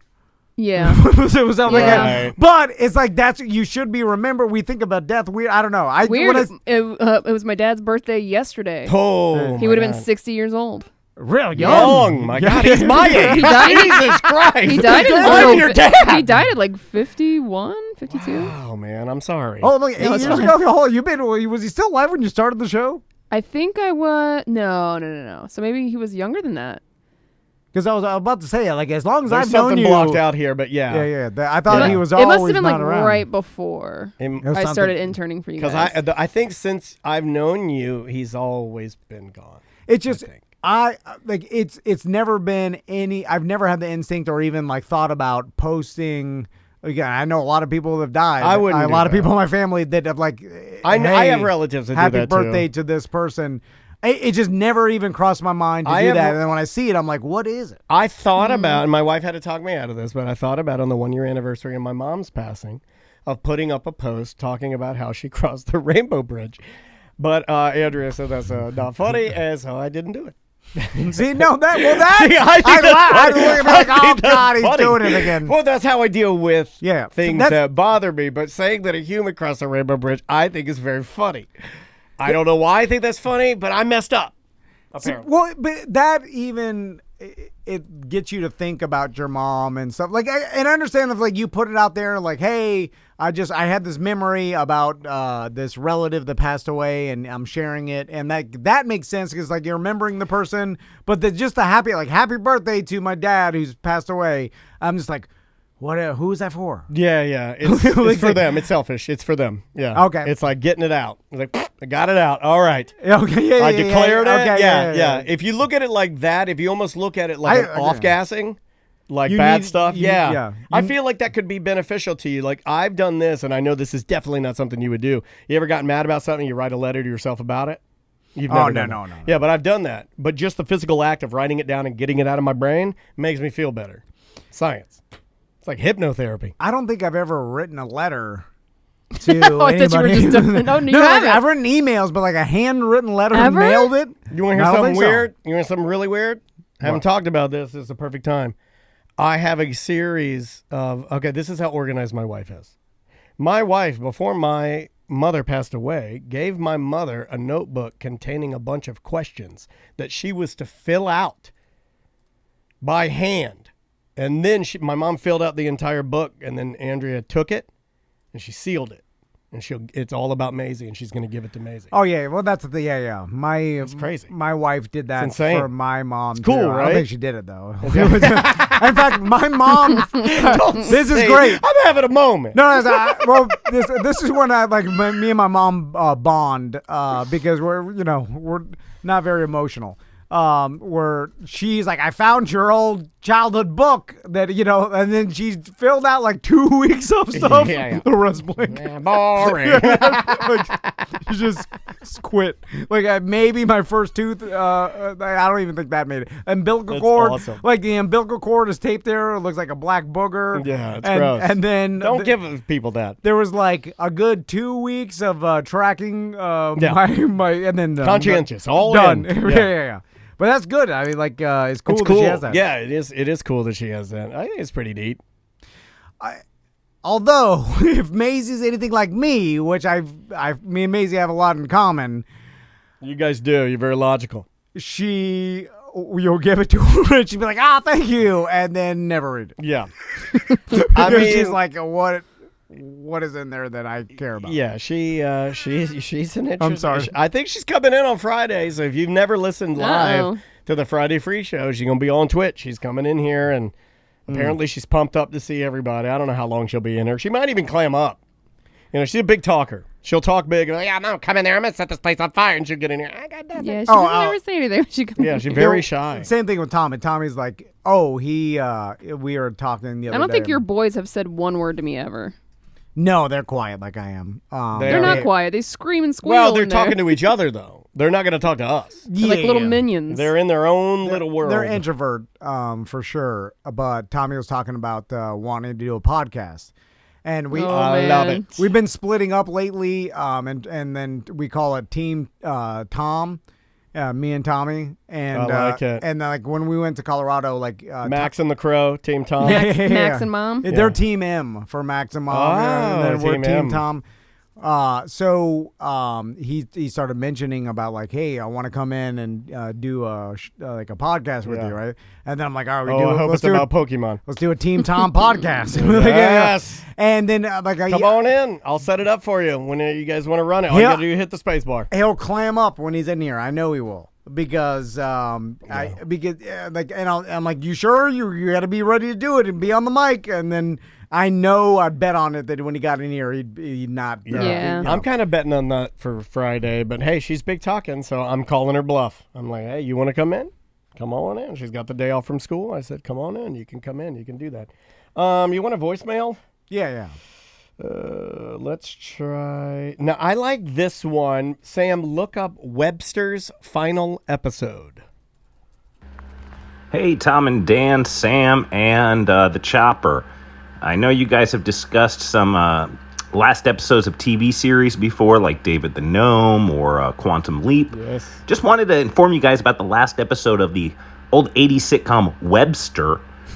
In this episode, Webster has like an electrical storm while he's on the computer, and he gets teleported to the Starship Enterprise in the 24th century, and he has to explain Earth customs to Lieutenant Worf for them to somehow take the time up to travel to get back in time. I don't really know what was going on, but in the last episode of Webster, it's part clip show, part Star Trek The Next Generation. Just thought it was pretty odd and 80s. Thought you guys might enjoy. Bye-bye. Let's talk about Webster for a second, because as a kid, there were a lot of comparisons to me of Webster just based on size. Emmanuel Lewis, the actor who played Webster, had some sort of condition where is he like an Andy Milonakis where he's like 40 and is like childlike? Yes. Yeah. Is that the same thing? I think Why so. is that bad? You ever watch Andy Milonakis on Twitch? He looks like a smooth boy. Like, he looks wonderful. Yeah. He doesn't age. I don't think... As long as... if it doesn't mess with the length of the duration of your life, I'd totally be down with looking like a kid. But I think it does, because Webster, he's not alive. And Emmanuel Lewis? He's 50 years He's old. alive? I don't think he's dead. Yeah, I think I think 50. I think it's the condition. I don't think it kills your duration. I think it just makes you look like a baby your entire life. And I'm okay with it. Does he still look young at 50? Smoother than you. Or me. I'm the oldest. Does I'm he the look? roughest Does he looking. look It younger says than he has me? no known condition that would explain his height. Oh, I always thought he did. Well, Andy Milonakis, does he have a condition? Yes. Or okay, so that I believe he does. Sam, you can look up Andy Milonakis. Emmanuel Lewis is only 4'3", by the way. Wow, I got him by almost a foot. Is that technically a little person, or no? I guess not if he doesn't have a condition. I don't know. Yeah, if you don't have the condition, if you don't have a diagnosis, I think you can be an outlier and be like you can be in the club, like the area, but you don't have the bowed legs. You don't have the disproportionate arms. I'm trying to be nice. No. But it's like, what's the smallest human that doesn't have a condition? Me. well, Emmanuel Lewis is smaller than you. You're looking at him. No, well, when he kicks the bucket, I'm king. I'm King Turd S Mountain, brother. Well, because is there someone that's under 4 foot that doesn't have a condition? There's got to be. So Milonakis was born with a growth hormone deficiency. Yeah. Causing him to have the appearance and voice of an adolescent. He looks great. I think he's living in Greece now. That's why I made that joke. I was watching him earlier today. I made a joke about Greece. He's always in Greece eating delicious foods, looking out over the cliffs and the coast, and it's just phenomenal looking. I want to go to Greece. Me too. So too much growth hormone is bad for you, because that's what like the tallest man in the world has, or Andre the Giant, where like you just keep growing and then eventually your heart gets too big and you die, right? Yes. But no growth hormone, no negative effects. You're just staying. I mean, besides from like appearance-wise, right? Right. And voice, according voice, to this But one, does yeah. it? But he can live to be like 70, and I don't think he can grow a beard either, like you, Tom. and he'll still look like a. Well, He's 45 now. Could you live He's longer? my age. Andy Milonakis is my age. Yeah. Or do you, I guess you would succumb to any other thing a normal person, a normal human, like cancers or COVID. whatever, Sure. anything else Yeah. that you could get. It's just you don't ever grow to look like a stereotypical adult. I'm okay with that. Right. It seems like not the worst thing in the world, because you're young, like at 45. Although, but you don't want to ever, like, you want to look young, but not like a child. child for your whole life. So that is a problem, like, because if you look young and then by the time you're 45 or 50, you look like you're in your early 30s, like that's a benefit. Yeah, that's but good. If you're 45 or 50, you still look like you're 17 and a half. Like, he's just like, that's bad. So when he does get old, is he just going to look like when kids dress up on the 100th day of school? Probably. You still You know get what I mean? wrinkles. You'll just have a kid face. He is still smooth. Dude, he's smooth. He looks better than he's ever looked because he's he's just traveling and taking it easy. Well, wrinkles have nothing to do with growth hormone, right? So I don't know wrinkles. I don't know what he's done. Yeah, like you'd still get the age, right? I don't know how that works. Like, how does he look so young still? Like, you still. I don't see any wrinkles on this face. No, he's smooth. Like, and he's also kind of soft. So when you're soft, smooth skin, you're smoother. Yeah. You just think, who's the softest, oldest person we can find? I mean, Elvira looks pretty damn good in her 70s. But she's tight. Yeah, she's tight, man. You know who was soft and held his age well because he was soft was Ralphie May. Mm-hmm. I could never tell his age. Like, I believe that heavier people, sometimes the weight smooths you out a little bit. Oh, yeah, for sure. Yeah, you know, I've had friends that have lost 50, 60 pounds that are older. Oh, and yeah. when they Instantly take, look 10 years older. Yeah, they look really old. Yeah. And then I start to make fun of them. I'm like, wow, you look better. I tell them this is good for your friend. If you have a friend that's lost a lot of weight and now looks older, tell them that they looked better fat. They love that. You go, oh, you look better fat. They love that. You should do that. And it also makes you a good person when you say things like that. So it's like checking off like one for the old God bucket list. You gonna do one more? Yeah, let's do one more. All right, let's try this one. Tom and Dan Butler and Sam. Jim from Lakeland here. I gotta admit, I was a little sad on Monday's BDM show when Seth admitted that his boat was a few inches too tall to fit under the bridge at Lake Conroy. So, out of the goodness of my very own heart, I'd like to volunteer my services as a bearded fatso to ride along and make sure that him and the sweeties can fit underneath that bridge. Take care, guys. I love you. Bye. That's a horny Jim checking in. It was Jim saying that his weight will, make the boat ride lower in the water. That, and I think he just wants to be there and help navigate. Yeah. So where are you at on your boat, buddy? I haven't been out in a while. Take it out this weekend. Going to Fort Wilderness. Okay. Then next weekend going to Marco. You guys are always on the go. That's good though. Just call Mo. Right? Well, I'm not happy about it. It's just worked out that way. I'm not actually looking forward to it at all. At least you do stuff. You could be like my family. My wife's like, we have nothing planned and we're planning nothing. Hold on, she's the ultimate planner. No, but right now we're in a she's waiting to plan other things, so we can't do anything. We can't do everything according to her.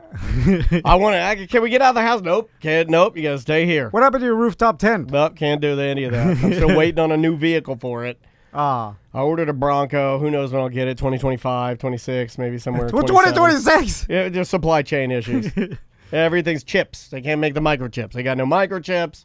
Hasn't it been long enough? Can't we get a robot boat to put all the microchips on and send the robot boat across the seas? Do we need to have people on there? Can't you drive a boat if you have COVID? Here's an idea. Everybody that has COVID, get on the boat. Now we all have it and we can still do our job.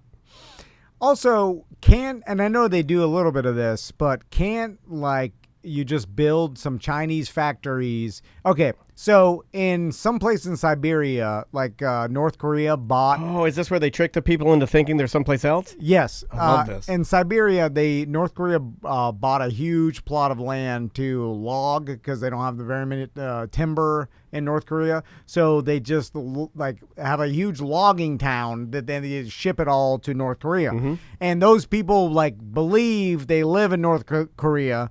And are doing something for the homeland, or they don't know they're not in North Korea. Something weird like that, right? Yeah. It's like they've tricked them into working and thinking they're doing good in North Korea. Can't you buy some desert land in Mexico, like China, and then start a whole town, a city where people think they live in China? I mean, this is what they were doing in Baja Mar. They work at the factories, and then we just get the stuff right there close. I mean, this is exactly what that Chinese investing company was doing in the Bahamas, in Baja Mar. They came there and they built a city of houses, little trailers. And they brought all these people in to build this Bahamian resort. They do that every year at every Olympics, right? Well, this was just this looked like slave labor. It was horrible. It was not good. Happens all the time. Human rights violations. So Dubai was exactly the same, So you want right? some Mexican FIFA style chip making is what you want. Well, FIFA does this too. They build stadiums in 3 days using 100,000 people, and 70,000 of them died. Because I want the cheap labor to get my cheap Frisbees and all their promotional items. But if you have to ship it, it takes too long. That's all I'm saying. I'm with it. Anything to get my chips, man. Anything to get my chips. Up. Oh. Bye-bye.